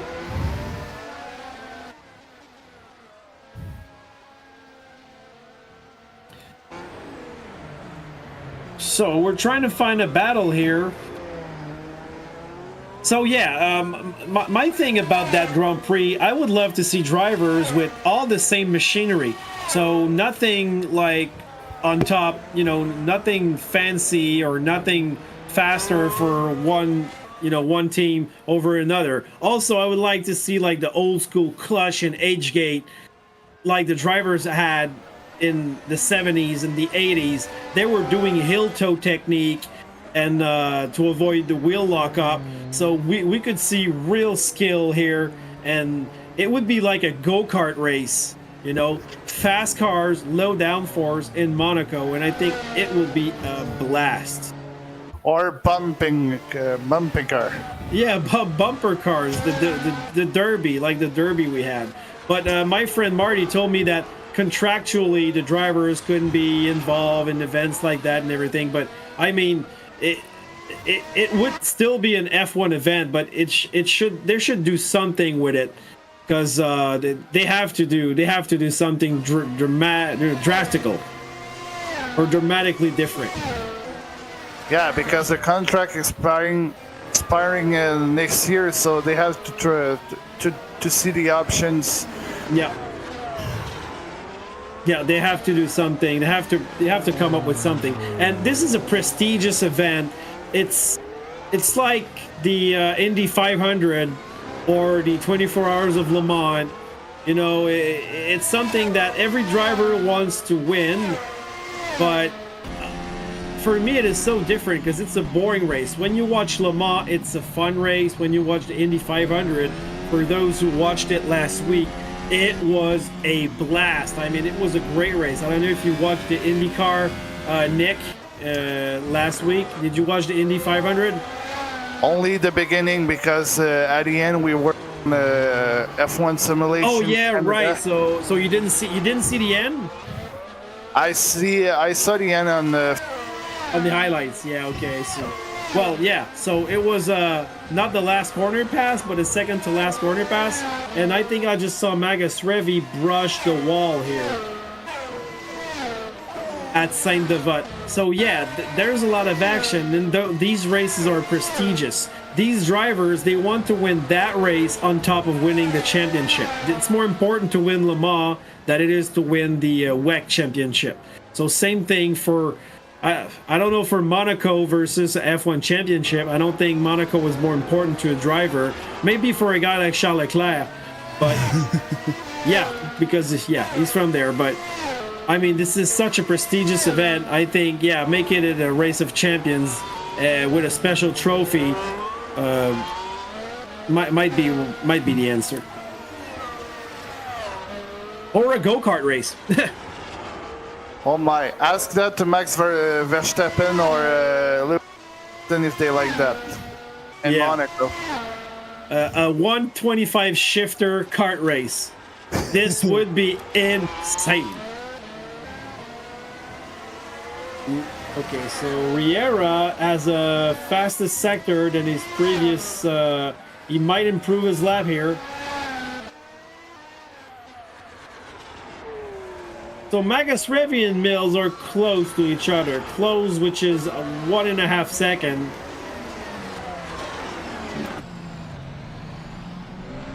Now Mills is arriving. Okay, so that's, I think, Cardoso, if I'm not mistaken.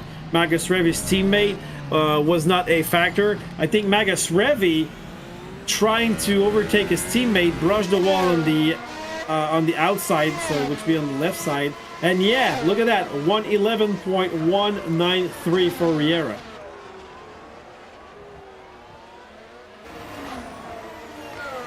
Oh, no specifics says NASCAR at Monaco. Oh, now we would see bump and run. This would be violent. This would be violent. Oh goodness. Well, you know what? No specifics. I highly encourage you. Okay. I don't know if you know about the like the Grand Prix of Trois-Rivières, Three Rivers Grand Prix. They race NASCAR, the Canadian NASCAR version, the Pinty series, and they race in Trois-Rivières, which was called back in the day like North America's Monaco. So it's a city track, and there's concrete walls all over the place, and these drivers, they're really going at it. So it's on August 11th, I think, this year. So try to see that on TV. NASCAR in Trois-Rivières. It's exactly like being NASCAR in Monaco, but a little bit wider for a track, and a lot more overtaking. I can tell you that. Oh, Sandro Nocera or Nocera. Hello, let's go, Jean-Pierre. So, hello, Sandro. Yeah, La Lancette strong in 6th position right now. If he can bang these points for a Red Bull team, they're going to get a good option already. They're already on top of the championship, and that's going to help Mills because he's not leading the race. But look at that, 110.9 for Riera. So I mentioned a flat 11. We're already underneath that.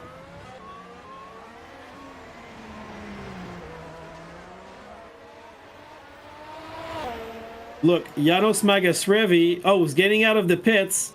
So he's a lap down as well. So 3 drivers on the lead lap, and this is a matter of time before Otto Acosta is getting overtaken by Argenis Riera. Like we said, it's crazy. Yep. 60 seconds ahead of Josh Mills for Argenis Riera. Yeah, well, we have that. Okay, let's try to remember what happened to Josh Mills. There was he has been involved in an accident at some point or held up, and then there was another place at the chicane where he tried to overtake on the outside and was stuck in the chicane. That's what I remember. So Mills is 61 seconds behind Riera. Before all that happened, I think he was something like 6 or 7 seconds behind Riera. Yeah, specifics. Check it out. And if you want to know other fun facts about the Grand Prix of Trois-Rivières, so it's between Quebec, the city of Quebec, and Montreal in the Quebec province where we are from, as we see Otto Acosta overtaking a back marker. And back in the 70s, in the summer break in Formula One, a lot of F1 drivers were invited to race at Trois-Rivières in Formula Atlantic. So you had the likes of James Hunt, Patrick Depailler, Jean-Pierre Jarier, a lot of French drivers, but other, English drivers. They were sponsored by their Formula One teams, and they were racing with our local drivers in Trois-Rivières. And this is how Gilles Villeneuve was discovered, because James Hunt was there while he was racing for McLaren, and Gilles Villeneuve won the race in Trois-Rivières. And over all these Formula One international, the best in the world, he kicked their butts, definitely. And James Hunt came back in Europe and said, "You got to look at this guy up. He was in lower, in lesser machinery. He had a lesser car than we did, and he kicked our butts." So that's how he got the drive for McLaren, and then Enzo Ferrari snatched him when he didn't get the further, more drives for McLaren. So that's how it happened. So back in the day, Trois-Rivières used to be like the real deal in North America. Now it's not that big a deal, but it's still fun to watch. So Nick, there's no fight going on. No, and that's the problem of Monaco. There's no fight. Well, we had some mayhem and drama earlier, but now I'm looking at the gaps. So Acosta 14 seconds behind Mills, Magasrevi 10 behind Acosta, and it goes a little something like this. So the only thing we can see is Riera doing, faster slap over and over. So I'm going to go on board with Riera. Negotiated Saint-Devote pretty good. Now he's following a back marker, and I'm saluting his patience, because I think he knows that he doesn't have to push the issue right here. The back marker went on the right at the bump, and then he passed him. I mean, he has 60 seconds, a whole minute in front of Josh Mills. He just have to be. For him, it's a formality. It's a Sunday drive. It is usually a Sunday drive, and it's a walk in the park. So he's got a 110.8. I mentioned earlier that one of the driver did a Senna. So doing a Senna in Monaco could be several things. Senna is actually the best driver in Monaco, hands down, in history. But doing a Senna is crashing at the Mirabeau corner, because the Senna was leading the race. I think he had like over 40 seconds over his teammate, and his team told him to slow down. And because of that, he lost his focus, because he was in the tunnel vision, and he was driving like he was in trance or another, he was out of his body. And because of that, he lost focus and crashed the car in the barrier right next to the water. And believe it or not, I kid you not, he decided to get out of his car and he walked back to his house. And he watched the race there for the end of it, because he was pissed. So when a driver is leading the race and he has a comfortable lead, just don't talk to him and let him go. That's the lesson that the McLaren head honchos learned that day. Oh, Josh Mill 110.6, the fastest lap. Well, if I can tell you something specifics about the Trois-Rivières Grand Prix, write that down on a piece of paper. There is on YouTube, there's a few Formula Atlantic races that you can watch from the 90s. And there's one that I have yet to watch, because I started like the first few laps. I think it's in 1993. So type Trois-Rivières. I'm gonna type it in the chat for you.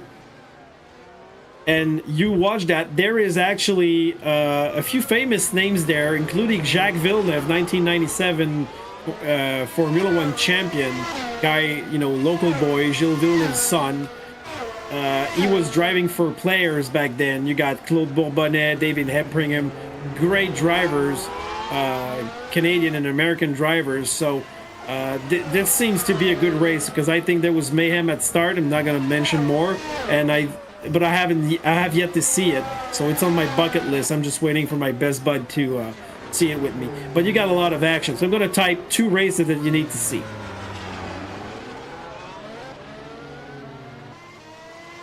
Because so far there's nothing going on. But look at that, Nick. What happened with Josh Mills right there? Look at the board.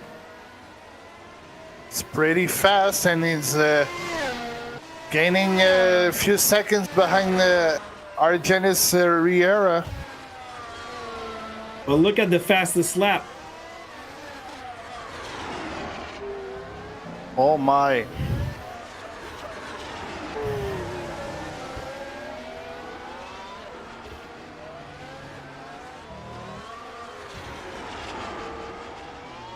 Yep, 110.6 for Josh Mills, which is the fastest lap so far in the race. So that's a good point. I think that's what Mills has to do. Now that I mentioned it earlier in the broadcast, sometimes you could like go in the pits and put some soft tires to grab the fastest lap. I think today would be the best day for Josh Mills to do that, because he's 32 seconds in front of Janos Magasrevi. He's got more time than he needs to do a pit stop and put some soft tires on in order to grab that extra point from Riera, because we know that Riera is 2 points. No, sorry. Mills is 2 points in front of Riera in the Drivers' Championship. So if he gets second position, he's going to be 4 points behind. And with that fastest lap, it would just be 3 points behind.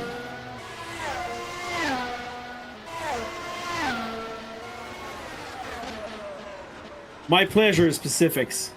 Yeah, those French names are always hard to come across. Every time I order something in English and I want the address mentioned, and we're doing this over the phone, it's always a struggle. So Riera overtaking that Ferrari, and look at that. We only have Mills and Riera on the lead lap now. So I think we beat your F1 Simulation Canada, man. We got 2 drivers on the lead lap, and it's no surprise that it's Josh Mills and Argenis Riera. But despite that, there's no other battles on track. The closest gap we have between 2 drivers would be Lalancette and Walcott. That's 5 seconds. So I'm watching Lalancette's onboard right now, and he just overshot the chicane, so that's not going to help him close up to the car in front.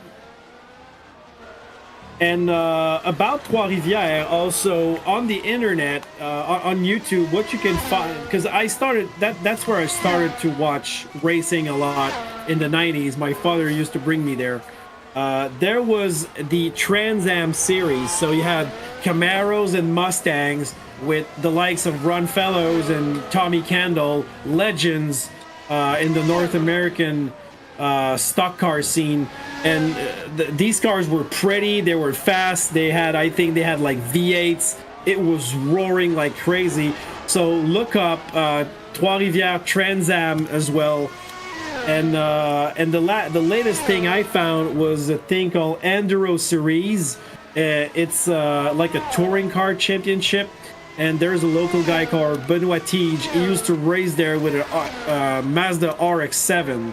So that little North American Monaco event provided a lot back in the 90s, because you had Atlantic, Trans Am, Enduro Series, you had Formula 1600, and you had Indy Lights.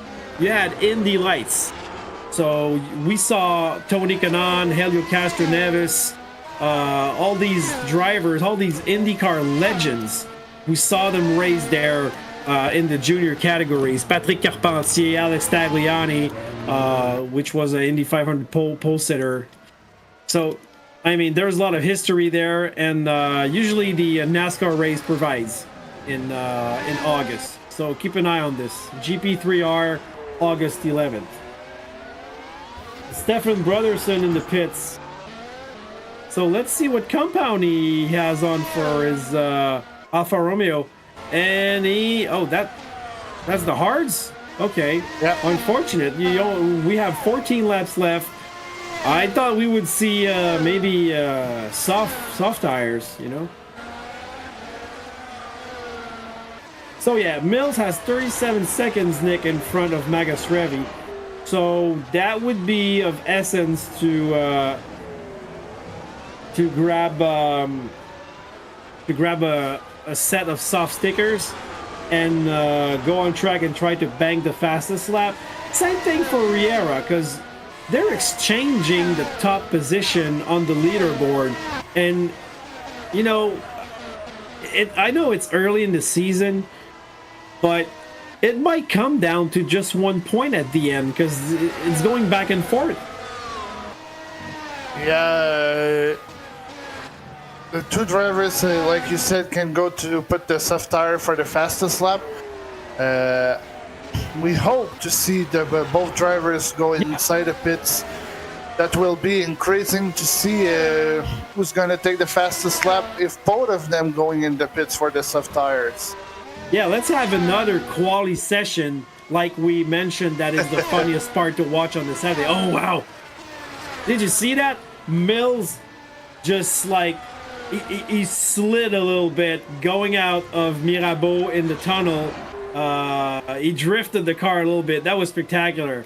So that's another thing that can happen. You know, if you go for that fastest lap, you might just put all on the table and set yourself up for a mistake, and a costly one, and retire the car. So, I mean, and Argenis Riera is purple at Sector 1 right now. But I don't think we're going to see them in the pits until lap 70.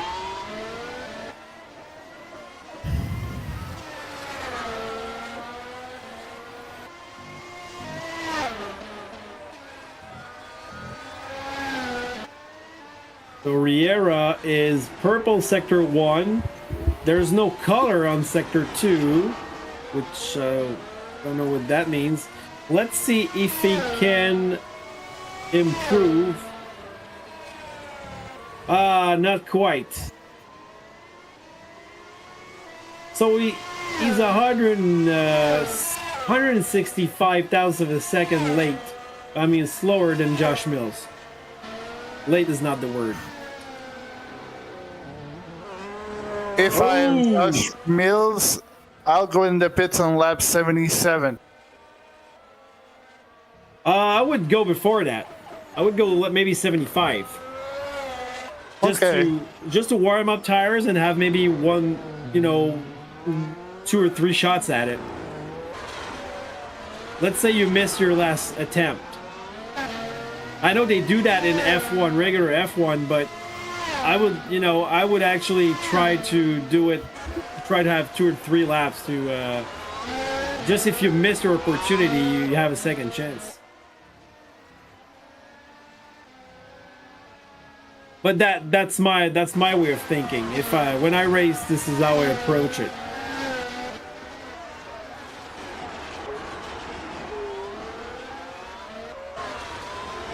I think it was in Zandvoort to Mercedes asked to Valtteri Bottas go inside the pits to put the soft compound, and they asked him to do not do the fastest lap, to keep the fastest lap to Hamilton, but Valtteri said, "Hello, I'm the fastest guy on the track." Yeah. Those team orders sometimes, you know. And it's like when they asked Verstappen to, you know, to keep his pace down because he's leading the race, and he just decides to, nope, I'm not gonna follow that, and I'm just gonna do the fastest lap because I can do that. I mean, this young driver Verstappen is such in control, man. This is either boring and spectacular at the same time. You know, watching this guy have such control, but I would love to see him with actually old school cars. Going back to my point, because we're always comparing the drivers from different eras. So, who was the best? Senna was the best. In my opinion, Villeneuve was the best. Fangio was the best. Schumacher or whatever. And look at Josh Mills sliding again, going out of... this is dangerous. He's coming real close to that Mercedes. But I would love to see like these drivers with cars that are more difficult to drive, more physical to drive. So there was a thing, there's a video on YouTube where you see Ayrton Senna doing his quali lap here, and it's a split screen. You got Hamilton with a Mercedes, and you got Senna with a McLaren. And you see the difference between the two. The Mercedes is faster, like something like 15 seconds faster is over a lap here, okay? No kidding. But you see Senna going at it. It looks so physical. The car is shaking. He has to go up gears and upshift and downshift with this right hand. You know, it's a different era. It's a different era. There was no paddle shift back then. So I would love to see actual drivers do that. Just try it. Look at Josh Mills. He's all over the place with his hard tires. I'm sure we're gonna see him going in the pit soon. And I think Riera might have pitted because Mills is 49 seconds behind him. So something must have happened to Riera because the gap is closing. The last lap of Riera was 1:12.303, and Josh Mills was 1 second faster than him. He might have had back markers to overtake too, and he took his time. It might be that. But I'm seeing Mills sliding every now and then, so it might be dangerous. I don't know.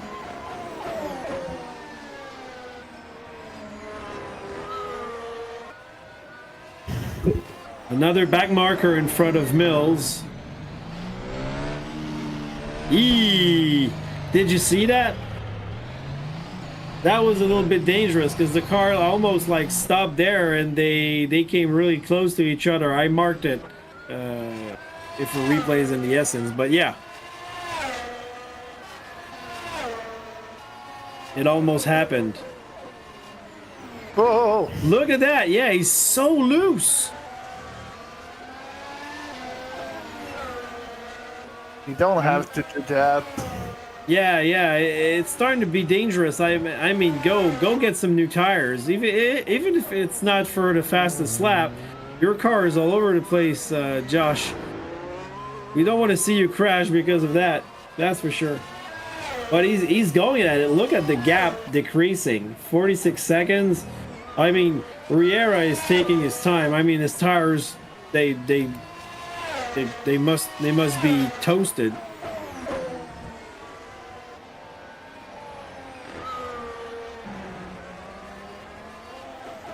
Yep, if I was Mills, I would go into pits right now and put some softs. lap 70, plenty of time, light car. He can easily do 7-8 laps with a set of soft tires. That's my humble opinion. Let's look at Riera's driving. He's not sliding much. What I heard Matt Hartley the other time around. He said that sometimes they shared setups, and like he would put like Riera's setup on his car, and it would be undrivable for his style of driving. So, I mean, every driver is different, and I got a thing I wanted to do this week. I wanted to try the game for the first time and do a lap here. I didn't do it because for me it would have been too hard to build that setup because I don't have a computer screen for my sim rig.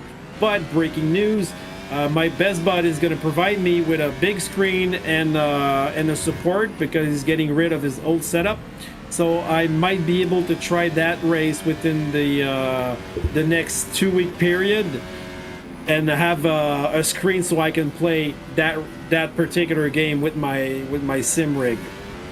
So I will be more informed about that game in the following races because I will be trying it. It looks amazing. Oh well, let's go, Mills, in the pits. Ah, boo. Okay, so Mills passed by the pit entrance and he didn't stop like I asked him to. Team orders, Mills in the pits. Now Riera is arriving at Tabat and at the pool section. So will he go in the pits to get a fresh set of tires? And nope. That's a no. Man, we have nothing to see on track.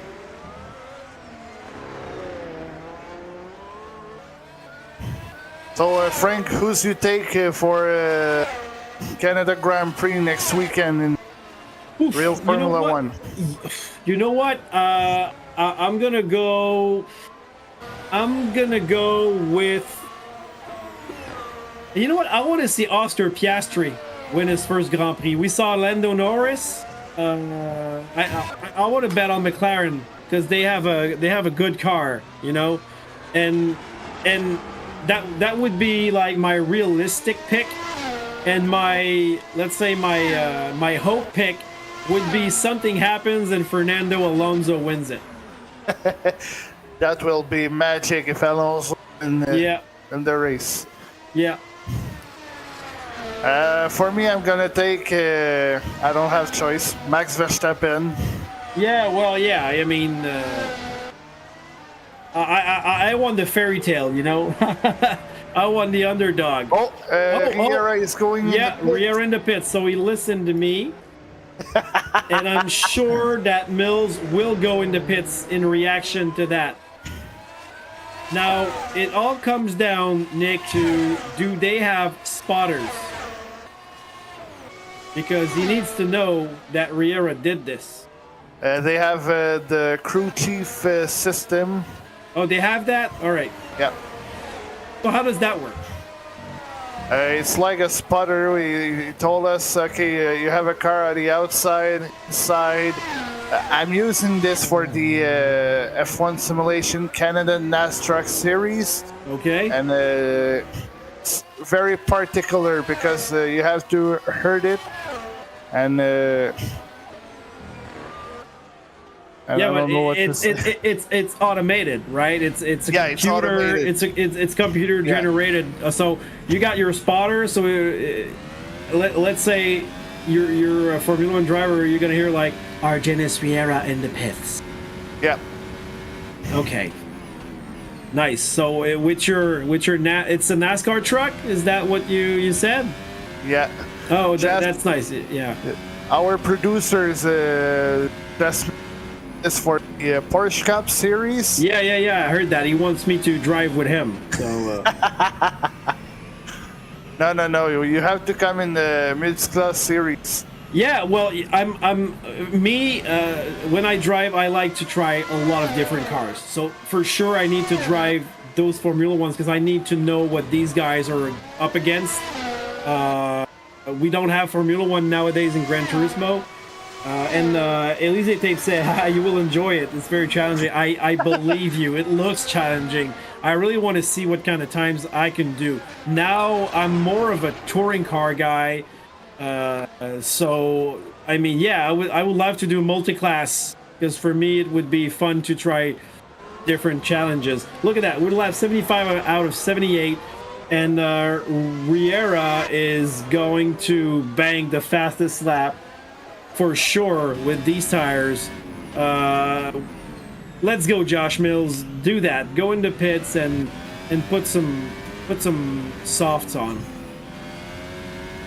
So the only thing that my team leader will probably be against that he might be afraid that I prefer the computer games now and I switch platform.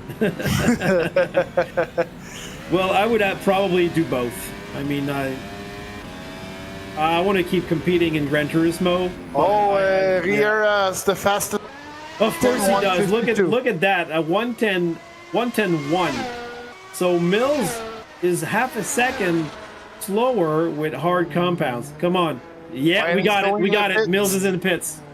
Oh, ho, ho, ho. You know, I said last lap, I said 75. We're like almost there. So now we got something. Gonna have 2 laps to do it. Yeah, and Riera is still going strong. So that's thank you guys for doing this because we needed that at the end of the race to keep our viewers on their toes, you know. So Mills will have 2 laps to do the fastest lap here. And I'm watching Riera.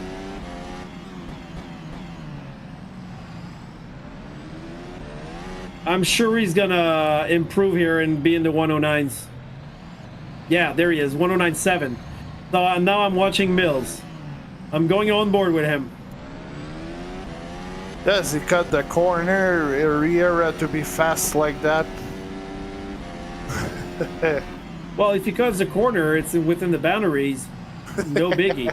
That you know what? That's how Gran Turismo fastest drivers do. They exploit the game at the maximum. So they're not only fast and precise, but they know how to, you know, where to put the. Ooh, he had to. Mills had to lift a little bit because he was going, you know, to touch the barrier. So yeah, I was saying that they exploit the track entirely. So now that's the first hot lap for Mills. I think he might have touched the wall on the outside of Saint-Devote, but that's not going to slow him down. Wow, this is like a double apex blind left turn, that third one. Now he's negotiating the hotel corner. Nicely done, no lockup here.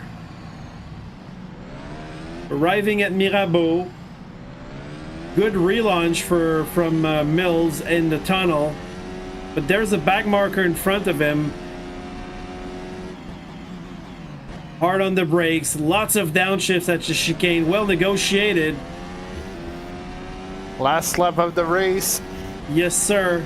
But I'm still with Mills. He has that back marker. He's going to be impeding him for the fastest lap. I don't think he's going to have it because of that.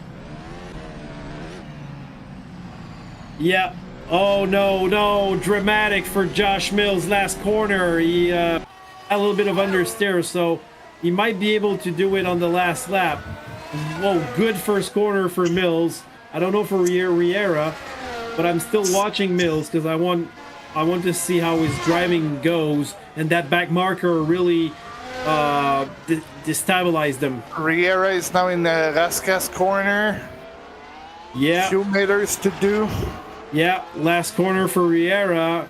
and he's got the checkered flag. Is he improving on his lap? Not even. So the win for Argenis Riera in Monaco, well done. But we're back with Josh Mills on board. Try to watch if he's gonna do that fastest lap, and then again he's coming behind a back marker in the pool section, that is. So that's another unfortunate event. If that back marker is in the way, he won't be able to improve his lap, and the back marker is still there. And no dirty air, not gonna happen. Wow, unfortunate for Mills. So you see where I was going with that. You need more than one lap because things like that might happen, and you need a second. Mitsalis and Cardoso last corner as well, but nothing there. So all right, about that snooze fest.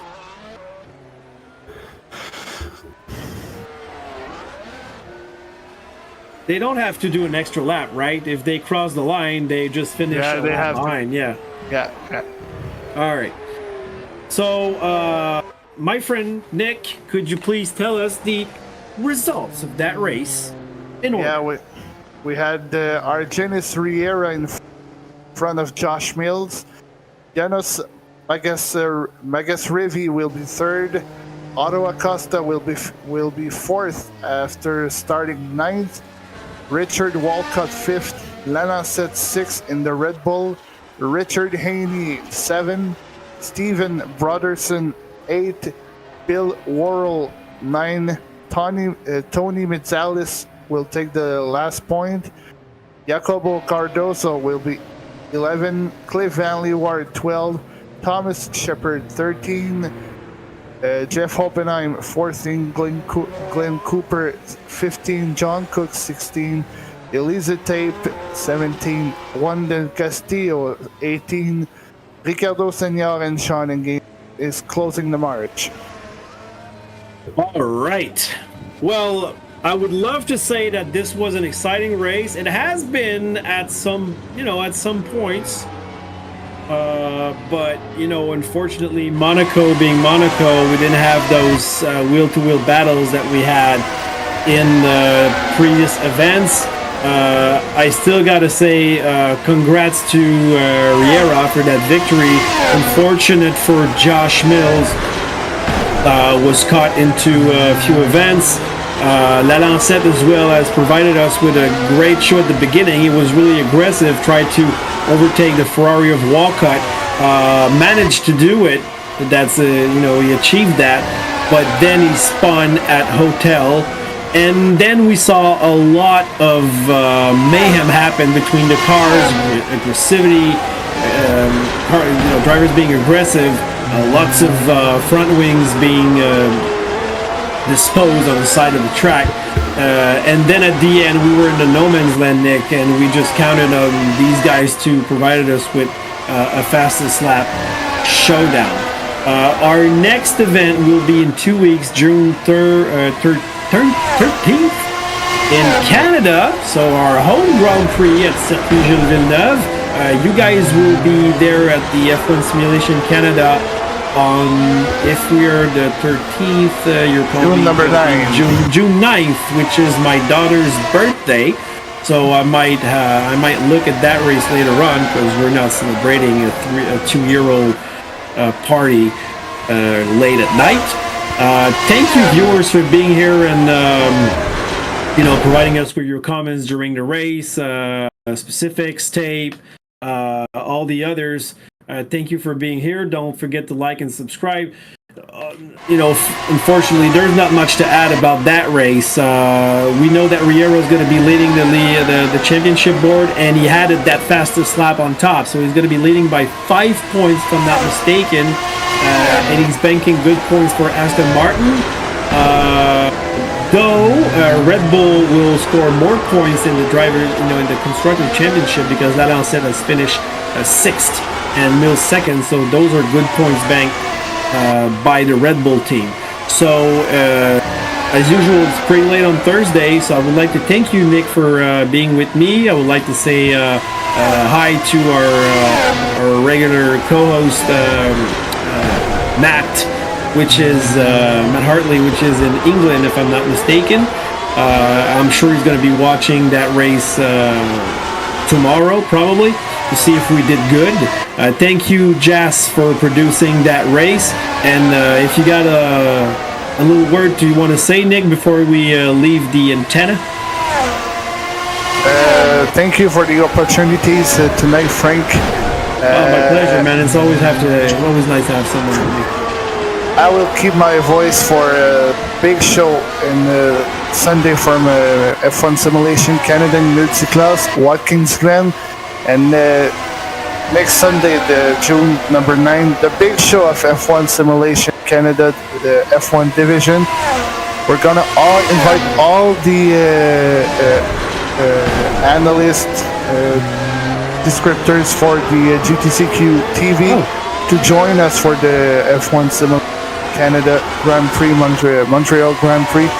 We're going to show everything, the practice, the qualifiers, the qualification in the race.